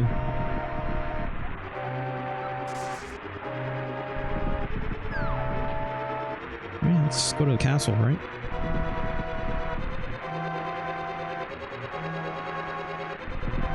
How's it going, Dull Focus?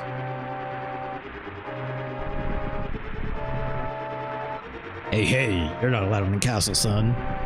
Go home and be a family man and sleep.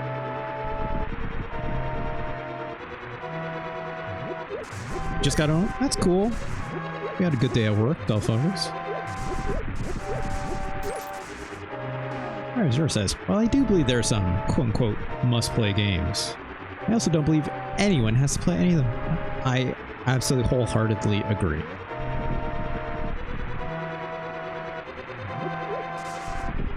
Gotta play something worse than Pac-Man 2? Look.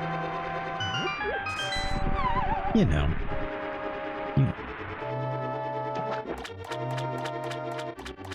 Wow.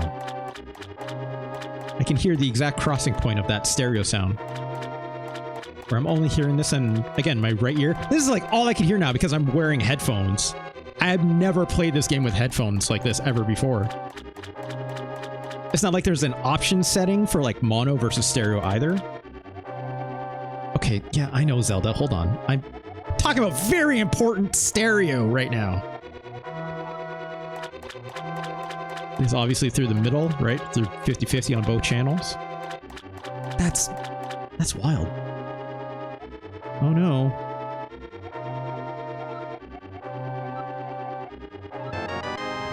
Right. It says, oh, I know, we got to put Chrono Trigger in its place for a game that has been more blatantly copied. Look, I still love that game, but I understand.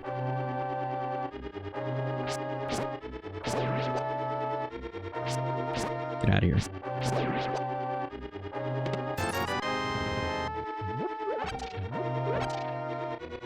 It's neat. How many guitars has Link gotten for a kid? 0. That's a good point. I definitely, when I was a kid, I did this, where I just... Every bush, it's gotta go. It's gotta get see what's inside, right? You gotta, like, get the money, and you gotta, you know, do the hedge work. I definitely didn't use a spin attack all that much. I appreciate you could. I like that, you know, it's like, even if you get to this point, you can like poke someone with it.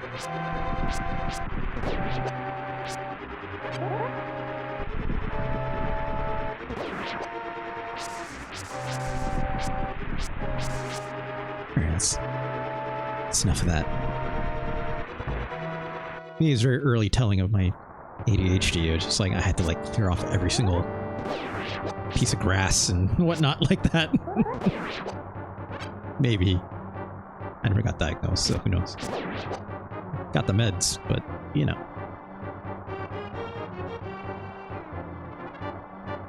See if I can remember where to go. I know I can't obviously go through the main gate until I get to the bottom, right?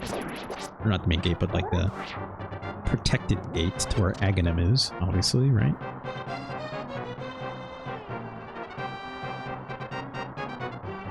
Can't jump down any of these pots yet.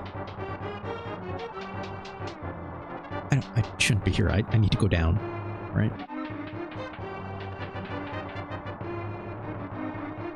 This music still sounds pretty dang alright. I mean, of course, one could assume, but also, you know. Again, like, what is there left for me to say about this game other than my thoughts on nostalgia and how it influences not just me, but like the art of which I consume, right? I very much still love this game. I wouldn't replay it otherwise, right? I think it's fun that Link's got this pink hair, you know? That sound stinger is still a lot of fun. It's fun to be able to tap this thing and makes that little spark, right? OC almost as good as Super Godzilla? I would have to disagree, but, you know, hey, I'm not gonna... That's fun. I'm not going to judge your feelings on that too harshly, Delfocus. Crap. I like that. It gives you those hearts. That's handy, right?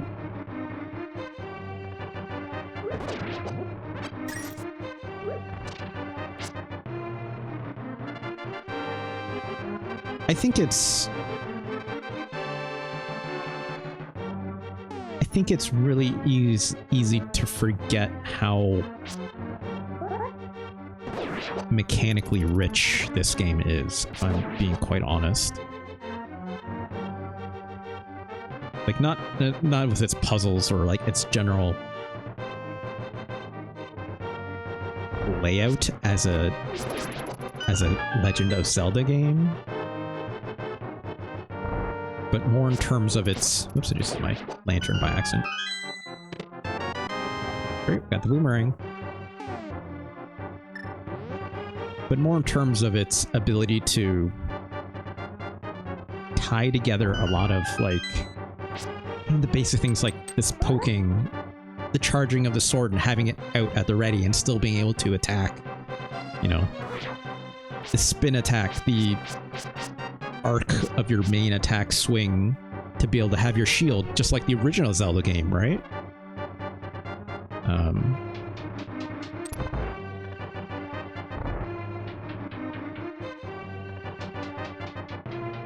You grab that remake for PC that gets rid of all the screen transitions. Wild how different that. Oh, for Trombone Hero? Is that what you're talking about? I don't have Trombone Hero, if that's what you're talking about, Del Focus, unfortunately. I thought about getting it a couple times, but, you know. I always liked how, like, you know, you had to look out for the enemies when, like, the weapon is on their one side, you know? Oh, this game? What? Oh, I think I know what you're talking about now. I think that got, like, literally shut down, right? Or got a cease and desist from Nintendo, didn't it? I can't remember if it did or didn't. Obviously, I know the Metroid one did, right? I did grab that.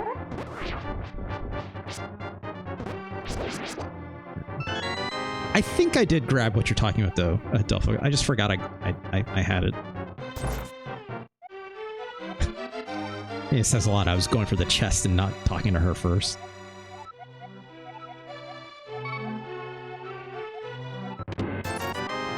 There we go. All right. Let's get out of here, Zelda. Also, why am I playing this thing? Look. Another Zelda game came out today, right? I thought it'd be a good idea to take a look at this. It's not just the nostalgia, right?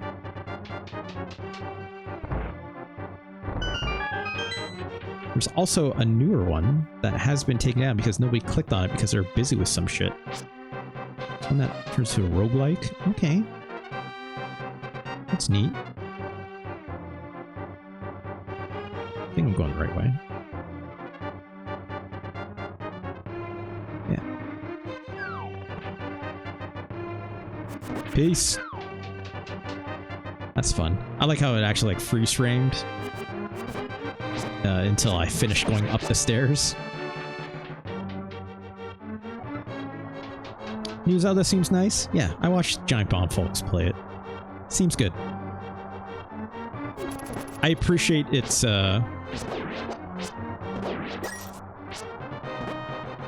Oops. I appreciate how it's like got a mix of like Breath of the Wild elements, right? I don't know how it'll all play out, but yeah. Yeah, you're right on that. My heroes are absolutely like I like this. Like it's almost like having a duel, right? It's like, oh yeah, it's like having a sword duel with this sword dude until I kind of get, you know, him pushed in a way I can like actually stab him on the side, right? I think that's neat. I always thought that was super novel as a kid.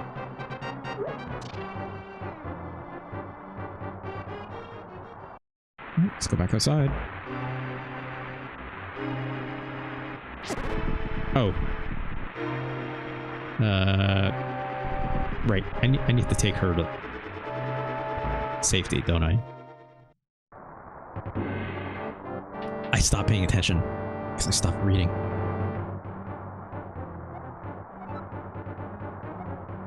Yep. Oh, God. Give me a heart. Here we go. I played Minish Cap in one of the DS ones. I just don't really like the one dungeon, one new item design. It's very, I'm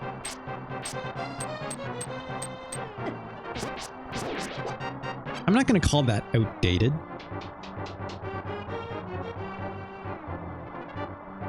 But I would definitely call that, come on, how do I... Let's push this up. There we go. It's showing its age, right? But that's also a byproduct of this game's influence, right? Again, it's like, you know, I'm not going to relitigate what we talked about at the top of the stream, but that's exactly what that is, right? My Hero Zero?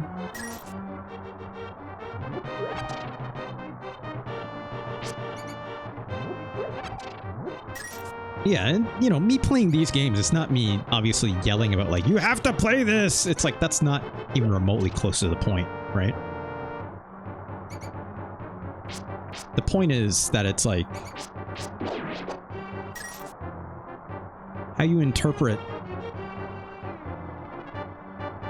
and how you interpret legacy in that way is going to be extremely subjective, obviously, right? You know, the whole point of me doing this series is not to be like, you have to care about this video game. It's like, obviously that's not. It's like, this is for me, right? It just happens, you know, you play a game like Legend of Zelda, it's like, yeah, it's a game I have a lot of personal history with, obviously. And really, I would say formative for me, right? Doesn't mean it has to be for everyone. Not even remotely close. No, I never thought you were saying that. Yeah, I knew you. I know you know that, Myers. We talk about this every once in a while. So.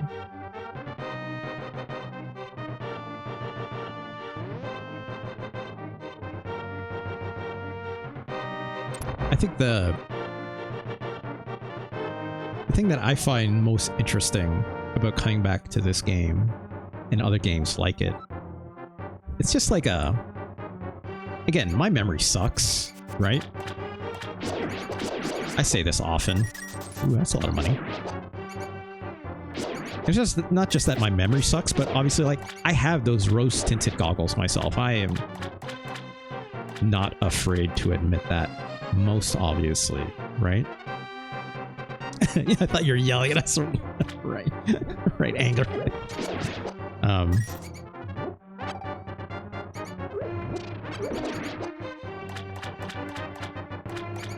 It's like, this helps me confirm if I have those biases and stuff like that and where they are, right? Which I absolutely do. Definitely not afraid to admit that, right? Sorry, actually, I shouldn't even say confirming those biases. That can be true. I think it's also like confirming how I feel about those biases, right? It's like, I'm absolutely not the type of person, I think most people know for me, so far at least. I'm not the kind of person to be like, video games were so much better back then or anything like that. It's like, I think that statement sucks so hard, obviously.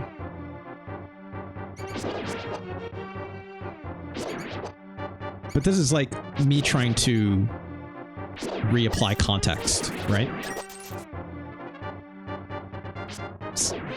Half of it can be about remembering games that you played and reconfirming if it's, I love this, you know? That's really cool and really smart in my opinion. You know, the crack is one thing. It'll obviously a visual indicator, but yeah, the video games were just different.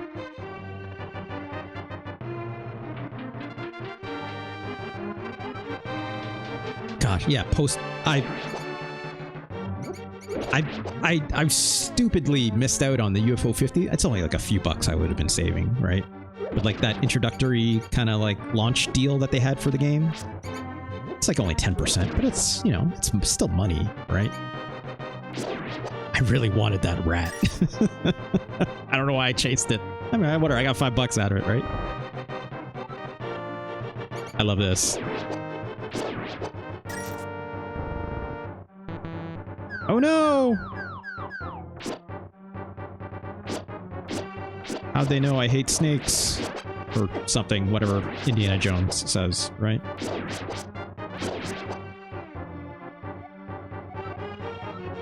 Alright.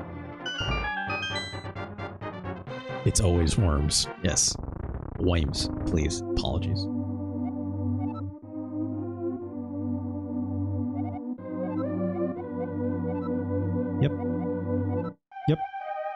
Yep. Got it. Great. Cool. Oh, Master Sword, you say? This music is neat. Not at all, but I'm gonna say yes and feign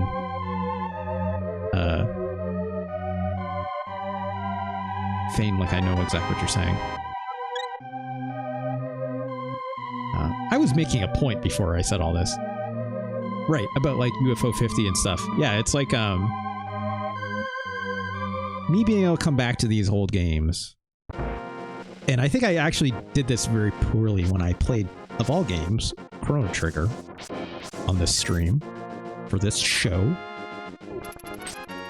So I just love that this guy's like just outside of where I took Zelda. And he's like, ah, oh god! You know, like,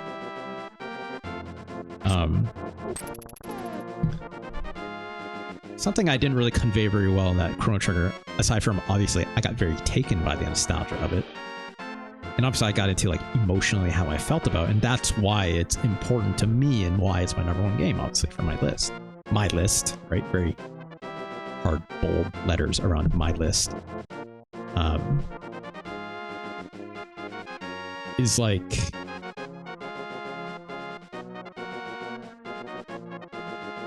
I think this game shows its technical chops more than even something like Chrono Trigger, just simply by the pure design of how Zelda games work, right? But what I'm really getting at is like how much of these mechanics obviously exist elsewhere now, right? Chrono Trigger, it's like there's moments, obviously, like I know Myers, we're talking about that campfire scene, right? That's a lot of aesthetic, you know, we just try and evoke emotion as it's, you know, storytelling and stuff like that. It's not a technical thing necessarily. But with this game, it's, you know, people don't talk about the plot line of Zelda games. There's obviously not a lot here, but you can take, again, an interpretive, imagineered eye, like I was, by reading the comic and then like filling in the gaps myself, and that's what's creating a larger world than what's even being depicted, right? And that's, again, artist's interpretation, but also like helped by seeing another artist's interpretation, which is that comic, right? So when I look at this game, like, it's bigger than what it even presents, even if I don't look at the legacy of it. But when you start to include that, you look at how much more video games are than this sum of its parts, right? But this very subjective sum of its parts becomes much bigger when you start to include the interpretations like I had when it came to reading that Nintendo Power comic, doing a lot more world building in my head, being helped by someone else's interpretation, right? Which is obviously coming from, again, state-run media, right? Nintendo Power. So that's literally the point of it. That's marketing at that point, right? Am I having fun playing it? Are you asking me, or are you asking My Hero Zero with a different game? Del Focus. Because yeah, of course I'm having fun playing this, right? It's still a Zelda game. At its core, you know, I've done this many times before. You're asking me, okay. Burmick says, have I ever done lists for films or albums? No, I haven't. I've considered it, though. I think about it sometimes. You know, I keep that letterboxed for like all the movies I watch and stuff like that, but I don't write anything about them, right? I don't write reviews necessarily there or anything like that. I think about it sometimes, but it's not, I wouldn't say film is my primary source of being able to, oh, we just got smoked by a bomb. It's not my primary source of like what I would consider my strength in terms of being able to interpret, just because I don't have the history for it, right? Video games I more so do through my experiences. Oh god.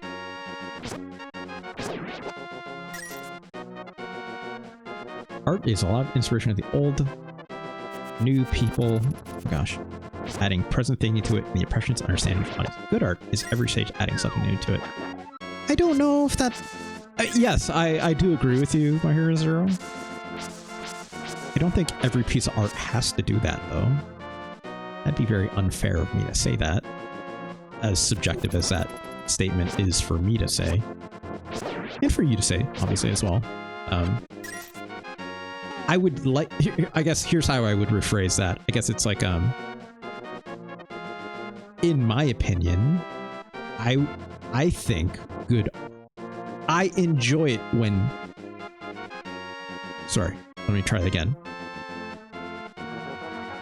I would say I like it when art adds something new to it, and that in fact makes it good, right? But I don't think every piece of art needs to do that. At this point, we can get into conversations about like the commercialization of art. Oh gosh, that's my boomerang. There we go. Commercialization of art, its purpose, what it's, come on, how it's commoditized, right? And that starts to get a lot more complicated, obviously.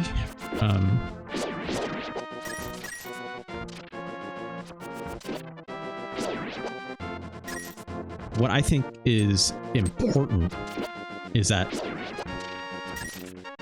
being able to recognize,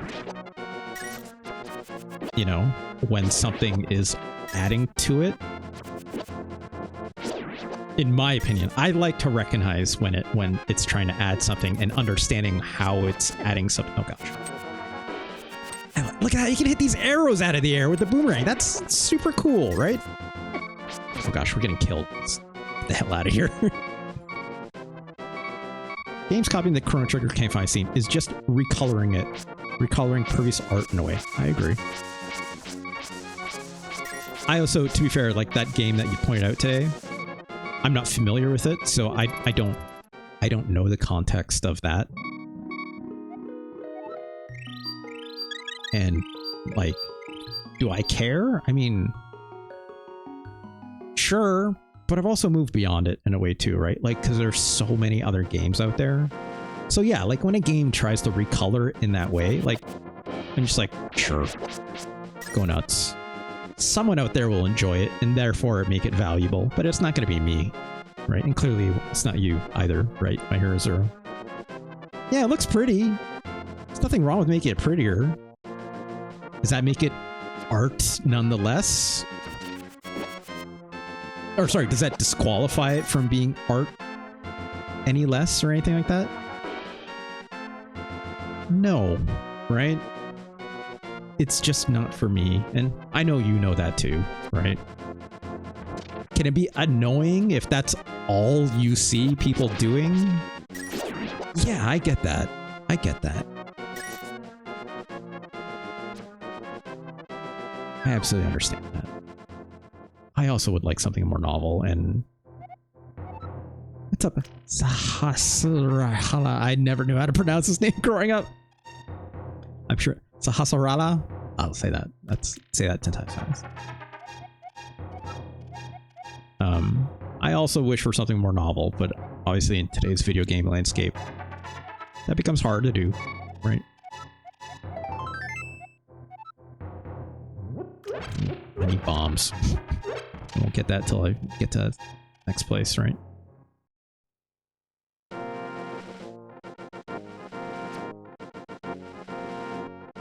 Get out of here. Eh. Oh, crap. Nope, that's not the way to go.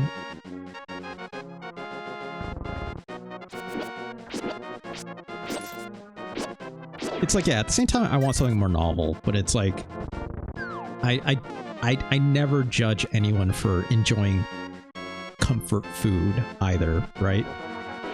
And that comfort food can come in all forms and shapes and sizes, of course, right? Opens door to Suika and King Den. That's really funny, My Hero Zero. Or, you know, Harvest Moon, right? What could be more of that for you probably than anything else, right? My Hero Zero? Correct me if I'm wrong. Speaking of games that just aren't for me either, right? Final Fantasy Tactics, sure. Again, all shapes and sizes, right? For comfort food. And obviously that's like adjacent to even the conversation we're having. Or intersecting, I mean.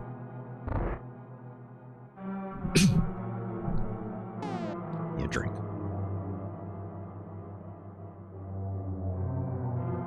Lift.1. That's a very funny thing. I forgot. It's like it's using that to depict how much I can like pick up things, right?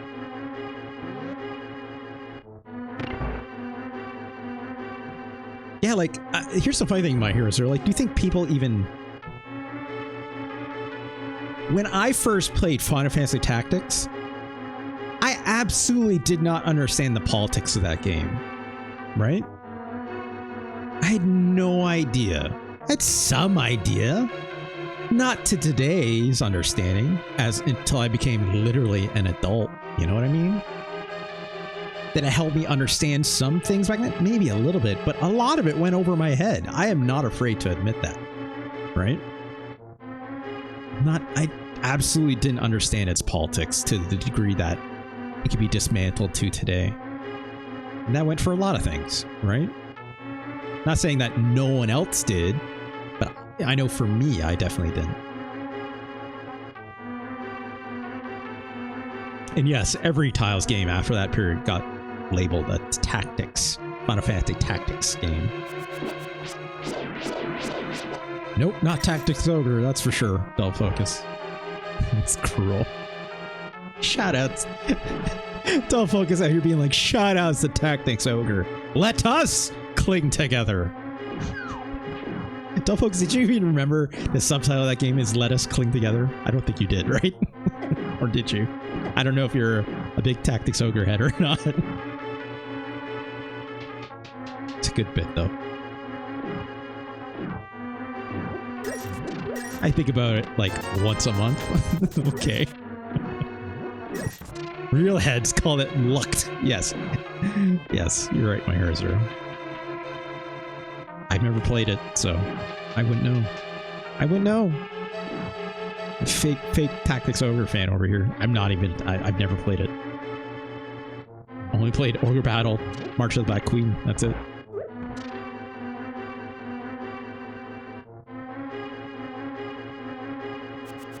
I love the mechanics of fighting these skeletons. Is so funny to me. I had no idea how to fight these guys growing up. It's like Boomerang doesn't even stun them, you know? I mean, the real secret is you gotta throw items at them, right? Nothing down here, right? I always thought they were like bird skeletons. Skull too big. You're not wrong. I wouldn't disagree with that. They'll focus. Was I supposed to go somewhere up there? Is there an upper path? I should check the map. I don't have a map, that's right. No. I went up there. Or I didn't go up there, right? There we go.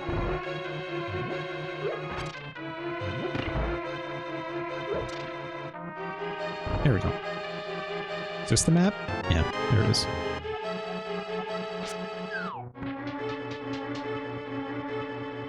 I actually don't remember a lot of this stuff. Again, I don't replay this game that often, necessarily. This game reminds me a lot of the conversation I was having when my Heart Zero. You remember when we played Mega Man X? Right? Which is purely nostalgia driven, don't get me wrong. But it's like... there's possibility space you draw in your head for some games.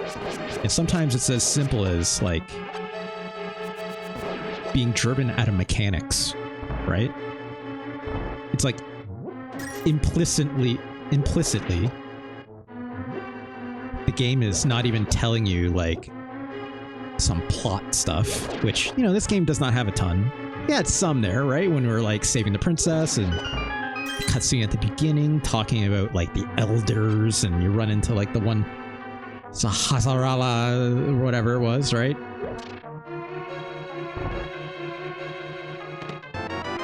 But you like see some of these mechanics and let alone the open world, right?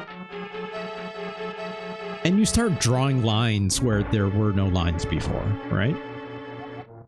Sometimes it's explicit in the text, or sometimes it's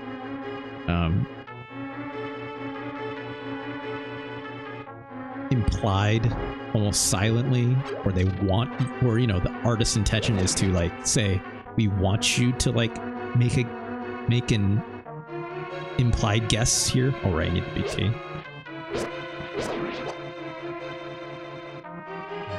But all that aside, it's like I found that really easy to do in this game personally, right? It's not going to strike for everyone. Again, that's entirely individual and subjective. So, I get it. Oh god! Alright, gotta get a key from over here probably, right? Oh, crap, missed. This is the way to fight these guys, right? It's like, don't swing your sword at them. Just throw something at them, right? Oh gosh. There we go. Key. Monk says, I'm playing Judgment, and there's a goddamn VR Mario Party game. That sounds very Yakuza-like. Or RGG, right?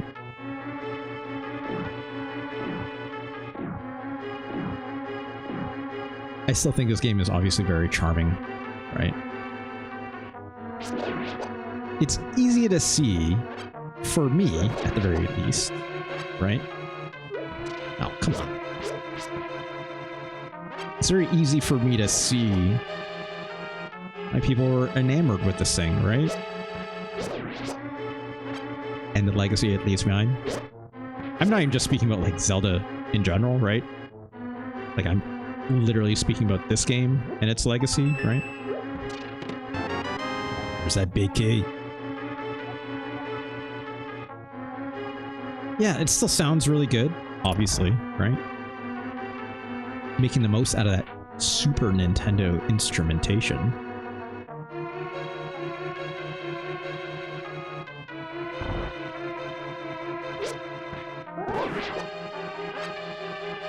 Alright, here we go. Get that bow and arrow, right?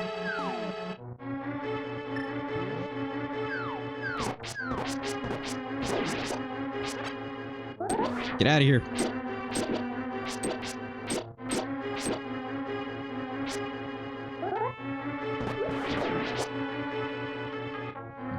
The heart. There we go. I think a lot of people forget you could do this. Not a lot of people get that out the gate, right? I don't have a net, but, you know.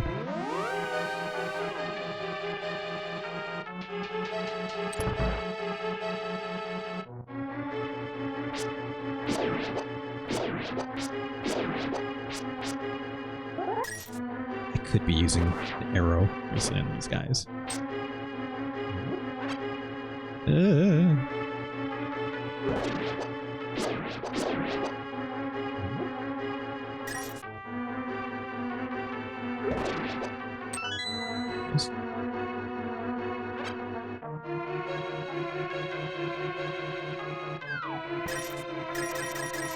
Just a classic money pit. So we have one bomb now. I thought it was funny. It's like, you know, bombs aren't an item you get in the dungeon necessarily. It's like you kind of just sometimes just randomly find one, right? And it's like, yet there's like obviously a lot of puzzles that demand one. Ah. Crap.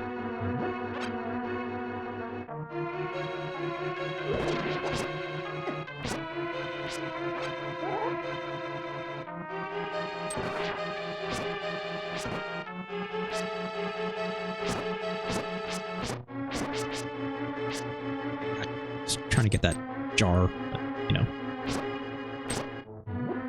crap. Well.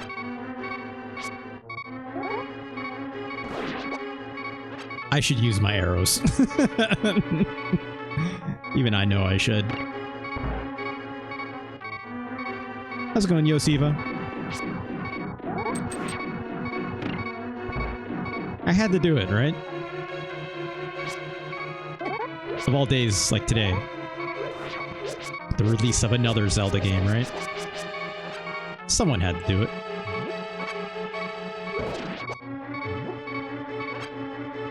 I think I can't. This won't work, right? Yeah.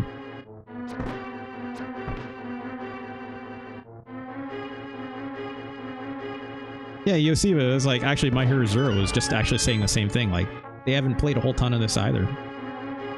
And that's essentially what conversation was coming out of it. It's like, do you need to? Not really, right? Sometimes the culture grows beyond it, right? Oh, we just screwed that up.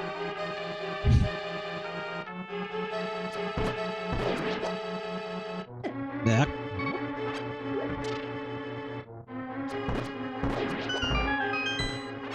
It's like the culture around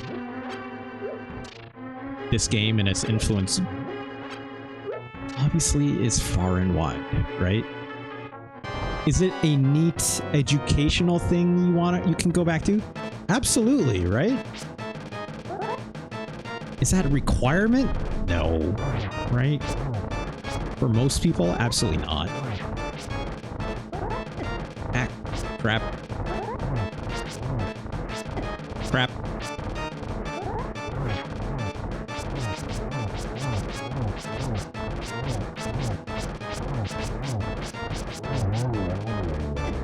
Ow.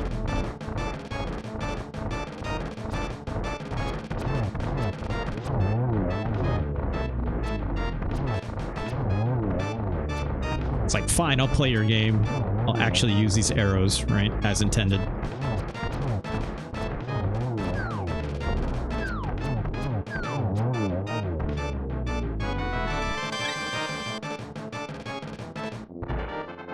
Great. Bella says, I don't know, I heard if you haven't 100% of this game by the time you're 16, you don't get your full gamer's license. Hand it over. Your badge and your gun. It's like, I'm not afraid. That's the other thing, right? It's like, I'm not afraid to admit that, like,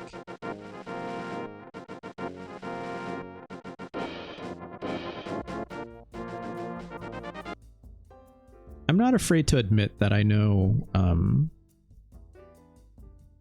my love for this game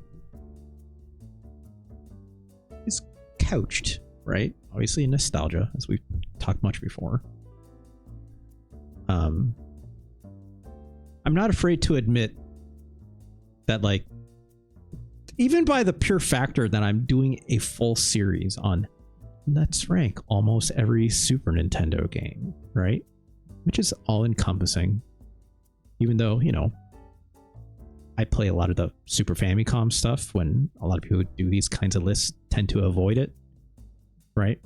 But I only do so because I have history there personally, right?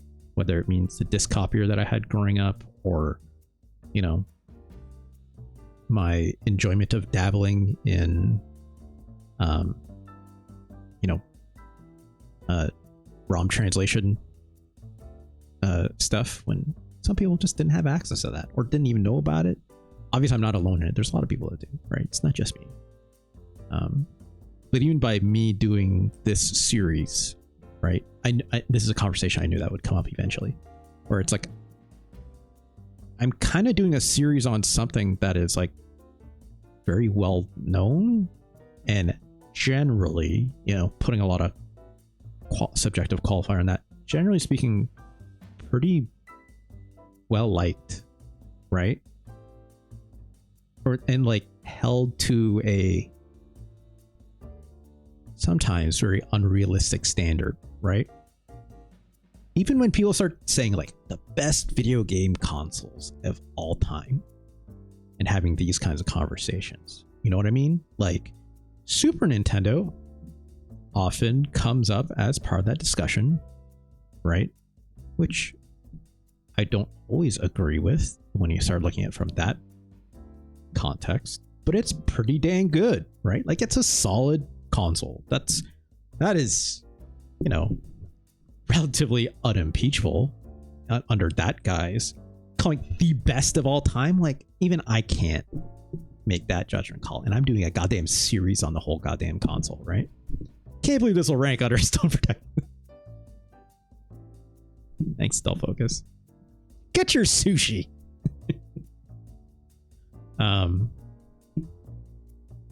But I know, again, like, by me doing this series on ranking every game of the Super Nintendo, like, I know, generally speaking, that's going to come with a lot of implicit bias for what that means for this system, right? It's not every game is a banger on the Super Nintendo, not even by a long shot, right? Like, very clearly so. And I'm not putting on a bit, right? I'm not putting on a bit because of, like, oh, Pac-Man 2, right? Obviously it came on other systems, right? Just Batman Forever, blah, blah, blah, right? Like, I genuinely don't like Weapon Lord for very specific, obvious reasons, in my opinion, right? You know? Like, tough enough? What the fuck, right? David Crane's Amazing Tennis. I you know, I'm not going to relitigate all this stuff. But, like, I'm not doing this series because I'm literally trying to fight back my nostalgia either, all right? Like, very clearly so. Like, why else would Mega Man X be this high, right? Why else would both Street Fighters be this high? You know? Could go on. I think what I'm really trying to say here is that, like, for a game that is as central to the identity of the Super Nintendo as Link to the Past is, right? Like, it's impossible to divorce the two things in a lot of ways, obviously, along with, like, you know, Super Mario World, you know?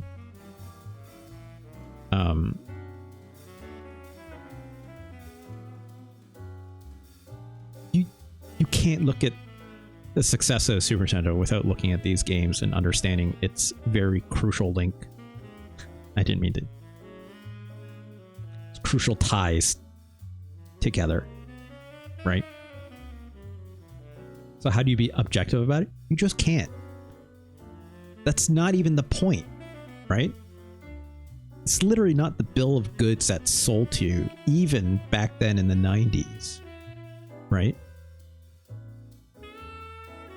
It's like, this is a sequel to the original Legend of Zelda, right? They tried another sequel in between. I have very specific feelings about that as well. Positive ones, even.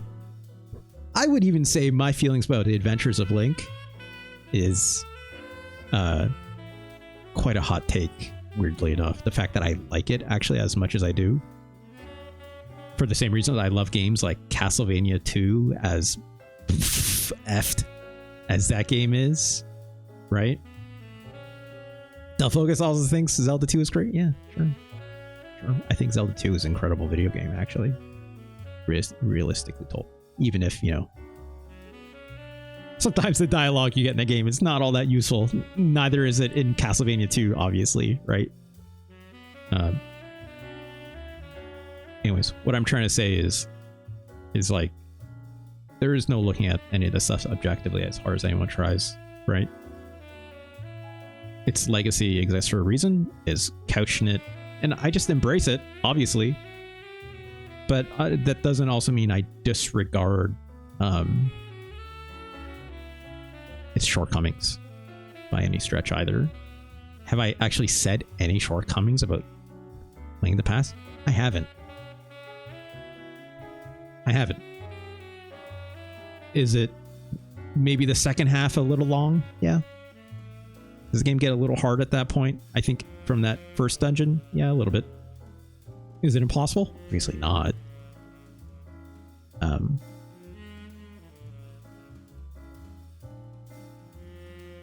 Its strong moments are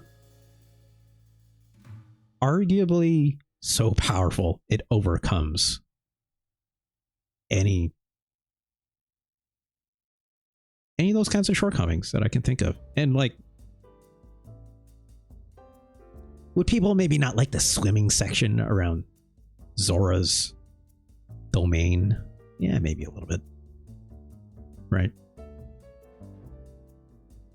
If anyone asked me literally to try and say like one bad thing, and I mean bad thing, I mean like actual like not to be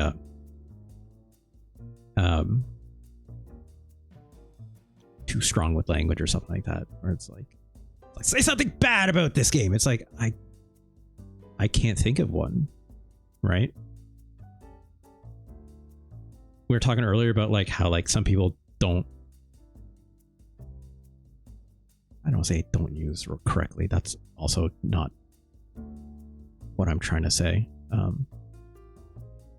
Some people take strange messages or interpretations or from the artistic intent, or like the Chrono Trigger campfire scene. Like what I remember the campfire scene out of Chrono Trigger is that it's a very special moment between Luca and Robo, right? That's what I remember about it. I don't just remember the set dressing of it being the campfire scene, right?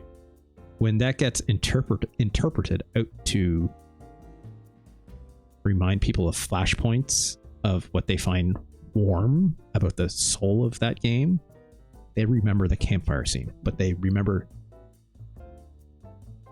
most people, I won't say all, just remember the visuals of that campfire scene. Will they know heart to heart exactly every single word that Robo says during his discovery of humanity, let alone Luca's interaction with him? Like, not really, right? Some people will, don't get me wrong. There are people, obviously there will be people in the world that know that hard part. Even I don't. But at least I understand what that scene is conveying, and that's the part that warms my soul, right? I don't just, that's why when I see a photo of that, I use that campfire scene as my intro for like the start of the stream sometimes, right? Because I remember that. But it's not the only thing I remember, right? But but it can be projected as such to some people to say like, I wish we would do more of this. And I'm like, yeah, I absolutely agree. But what else is there left to say other than just give it a shout out, right? Russ is okay with I'm not okay with Zelda's genre. That is they should have made a Zelda game, a Zelda playable game so much longer ago. My God. Yeah. Can we get a Magus did nothing wrong? Ganj, I'll let you have that torch. I can't fly that torch for you. I'm sorry. Not because out of like I disagree or anything like that. That's not what I remember Chrono Trigger for. I know obviously Magus deeply conflicted, tortured child raised by the monsters. I haven't played recently enough to make that kind of statement. I'm sorry, Ganj. But I didn't say you're wrong either. You're probably right. You're not right about Air, though. I have no spoilers for that. I have yet to see.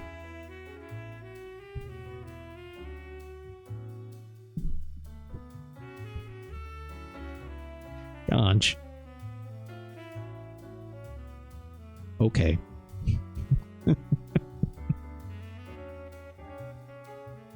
What the hell was I saying about this game?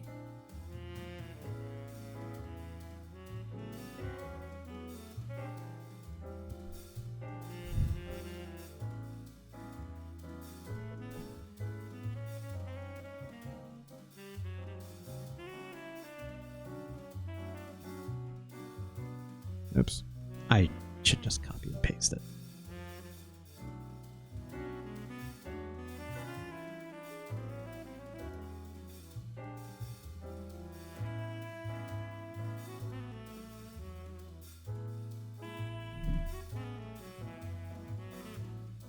Yeah.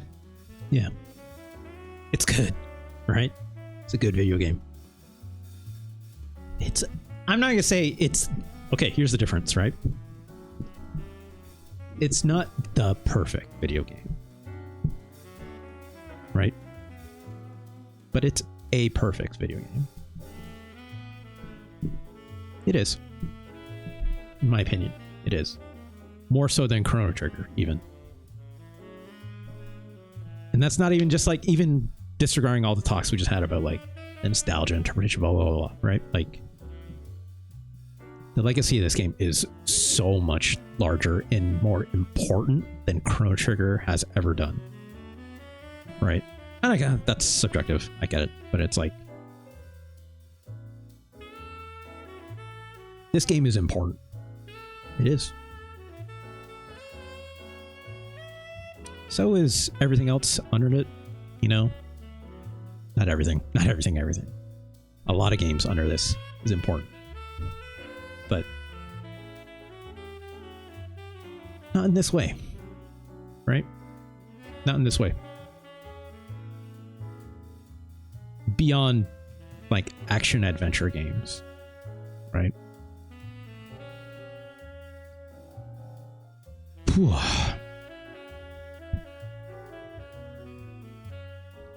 Good stuff. Anyways, that's all I got for today. That's all I plan on doing. I didn't expect to play Spike McFang as long as I did, funnily enough. But I know I had to do this, so.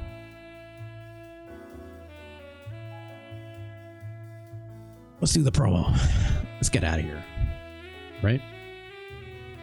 Thank you all so much. Obviously, right?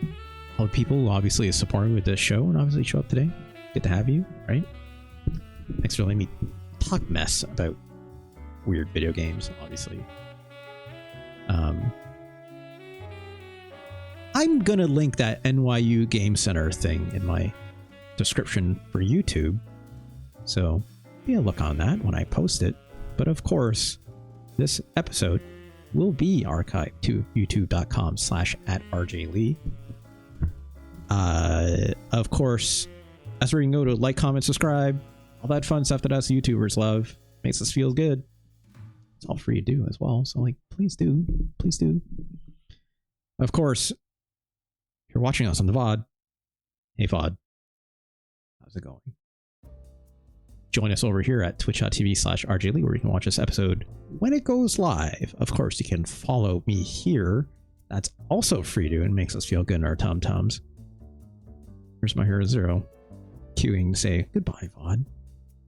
We're not saying bye just yet, but we're almost there. You can follow here. If you wish to support the show, of course, you can always pass me a subscription. I'll take your Amazon Prime sub as well. Comes with every Amazon Prime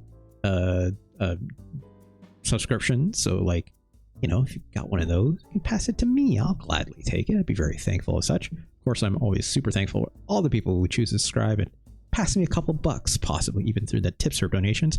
Much like Retro Chris today with her fine $20 subscription to obviously suggest Twisted Tales of Spike McFang my way. If you'd like to do so yourself, you can do so. Sorry, let me rephrase that. If you'd like to suggest a game yourself, I'm always open to any suggestions. But if you would like me to play it right away, play it right away on this show, you can always pass me a $20 tip, 8 gift subs, or 2,000 bits. You can do that with the link down below. It's like smash that subscribe button. Give this video a thumbs up. I don't know how some people do it with that kind of panache. That is not me. Here's me just low key, just like, no, yeah, if you want to like, comment, subscribe, it's all good. Makes us feel good. It's free. Yeah. I don't know.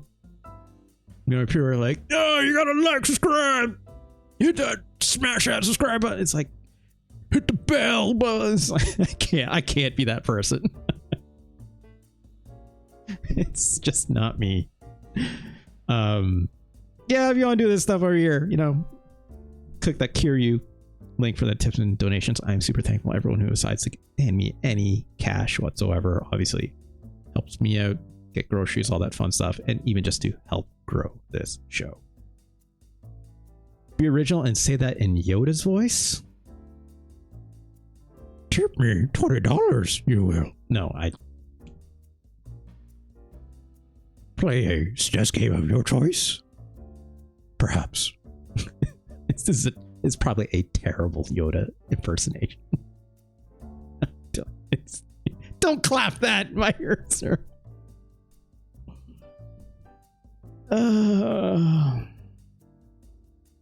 If you'd like to see the full list of Super Nintendo games we played,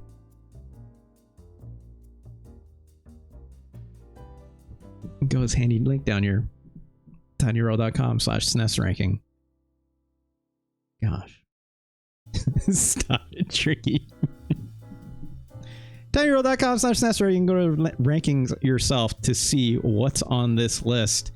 Of course, you can always request any game you wish, but even ones that I've played before, if you think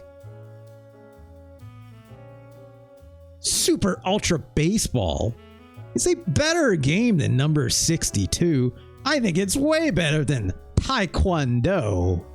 Rank it again. I'll look at it again. I will take your money and I will play it again for at least half an hour, up to an hour, maybe or so, or even more longer if I find something interesting about it to say. I'll gladly take it. But again, as always, I take any kind of suggestions. What would you... Here we go. What would you like to see me play? Put it in the comments below and smash that like and subscribe button. Is that good? Is that what people want me to say? Or you want me to say it like Yoda, probably, right? Anyways, tinyurl.com/SNESranking goes to my personal website. You'll be able to see every single game I played there, and as well as a handy YouTube link that goes to the part and the handy time code, because obviously these episodes get pretty long, so it goes directly to the time and point of which I played and then ranked that game. The book says, remember when you played 6 hours Super Godzilla and still ranked the same? Yep. I do. You know why that is, though, Focus? I've never been wrong. Because I've never been wrong.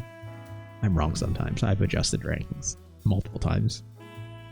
When it comes to Super Godzilla, never wrong. Never wrong. Cough, Harvestman cough. Yeah. Meyer Zero, I was not wrong about that either. I was very right about that even. I only played an hour and a half of that game. An hour and a half is not enough to consider Harvest Moon. Where did I put it? There it is. At the time, an hour and a half of Harvest Moon is not enough to consider it a top 36 game. Right? It's just not. We've been over this. It's absolutely not. You have to play more of that game. You have to see what else it gives. You have to immerse yourself into the culture of that game, right? And by that I mean, you know, whether it means reading guides or having friends to talk with about that game, or having the manual even, right? Or reading video game magazines about it, or whatever have you, right? I was very, very explicit about that. So you should play more Harvest Moon is what you're saying. I would like to. I don't think it'd be that entertaining for this show, though. Even I know that. I would play more Harvest Moon, but the time investment is too much for me at this point, right? I'm not saying it's not worth my time. I'm saying just like there's so much more video game to play elsewhere, right? Although I was very happy about where my farm was going. Like we were doing the cow stuff, right? I think we just got to winter, so it's like, oh my, gotta do a lot of the egg stuff, right? It's only what, 600 more? I wouldn't say 600 more. I'd probably say if I was to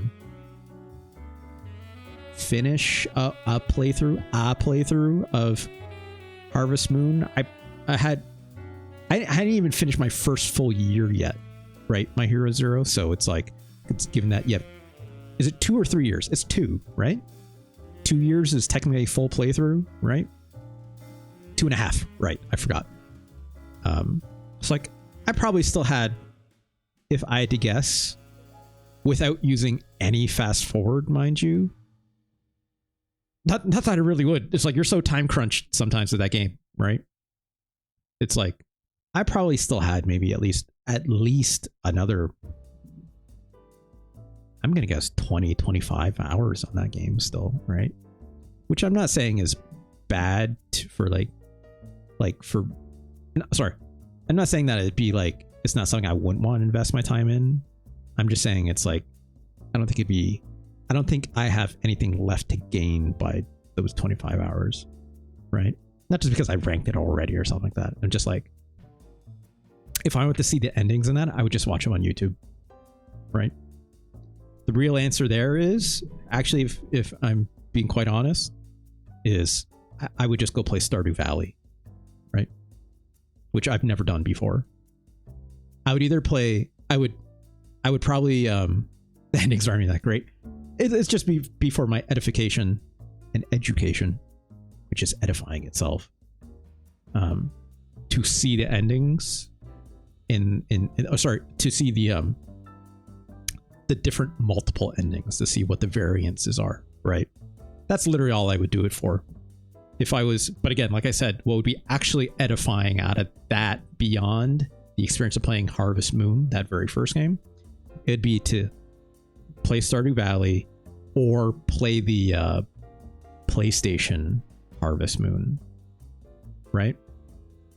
My Hero Zero, the PlayStation one is like the one that's well regarded, right? PlayStation 1, not PlayStation 2, if I'm not mistaken. Please do correct me if I'm wrong. I know the GBA one is, or the Game Boy one is also interesting, but it's like, you think so? Stardew Valley is probably the right answer, right? Probably. Anyways, what's I getting at? It's fulfilling life in the heteronormative family. That's the dream. Yeah, that part was actually really, I had to look at that with a lens for sure. John, you're actually not wrong with that. I was thinking about that when I was playing the first Harvest Moon. I'm like, even the gameplay aside, but also it's like, that's why I feel like I understand Stardew Valley a lot more after playing that SNES version of Harvest Moon. Do I want to go back to it? Not really. Am I itching to go play Stardew Valley? Not really either. I know those games aren't for me personally, but I feel so much richer for understanding it more now after sinking more than an hour and a half into Harvest Moon, right? Because yeah, that game out the gate with nothing. And again, I know it's more complicated than that, right? Like we talked about how, like, you know, how did people do it back then before the internet? Blah, blah, blah, blah, blah, right? When zeitgeists were, didn't have the internet associated to them, right? Much different conversation of a video game. I grabbed the Rob, so look forward to my series ranking every Harvest Moon game. Hero Zero, I would watch that. I would. I'd check that out. It could be me. I don't have the history. And again, those games just aren't for me, right? Neo Geo, though. We'll talk about that another time. There's a lot of fighting games on Neo Geo, right? Go figure. It's not a...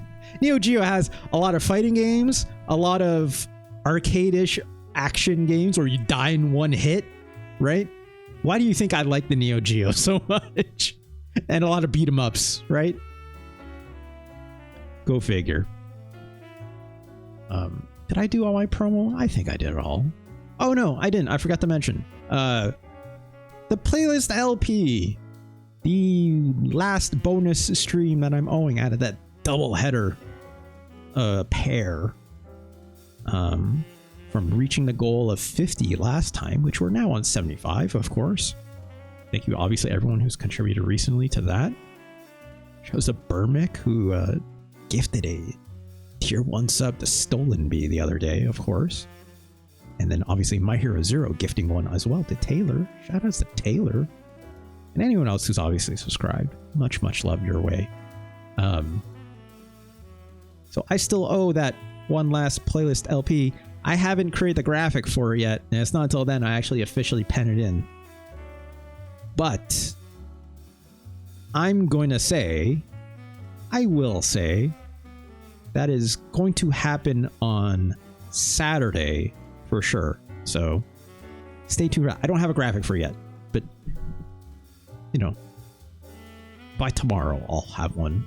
So hopefully it's not too short of a notice, right? But on Saturday, we'll definitely do it again. No film club this weekend, by the way, because Lucky Hannah had to cancel. So not a big deal, though.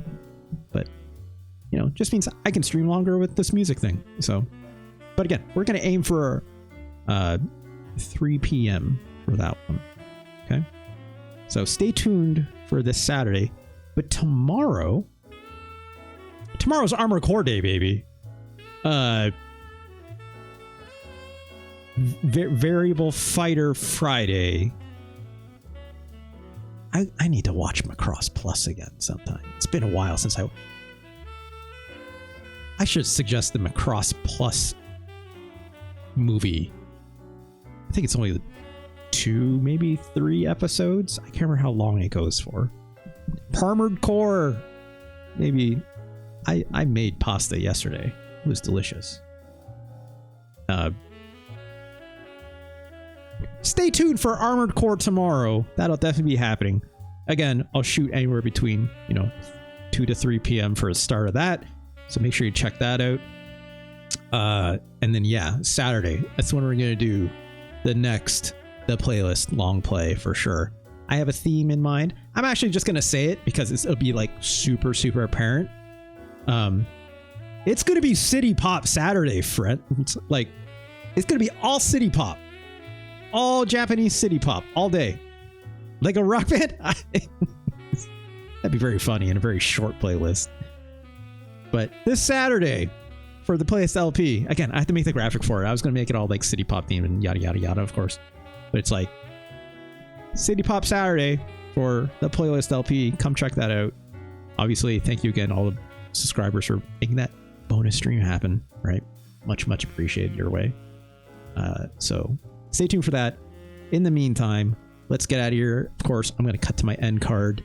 Not pulling a fast one, Tricky. We will be back, and we will raid someone. I have to cut it for the end of my video, so y'all know. All right, y'all. Thank you so much. And right in the music cue. I love it. All right, folks. Stick around for the raid. But for now, for the VOD, I will see you later.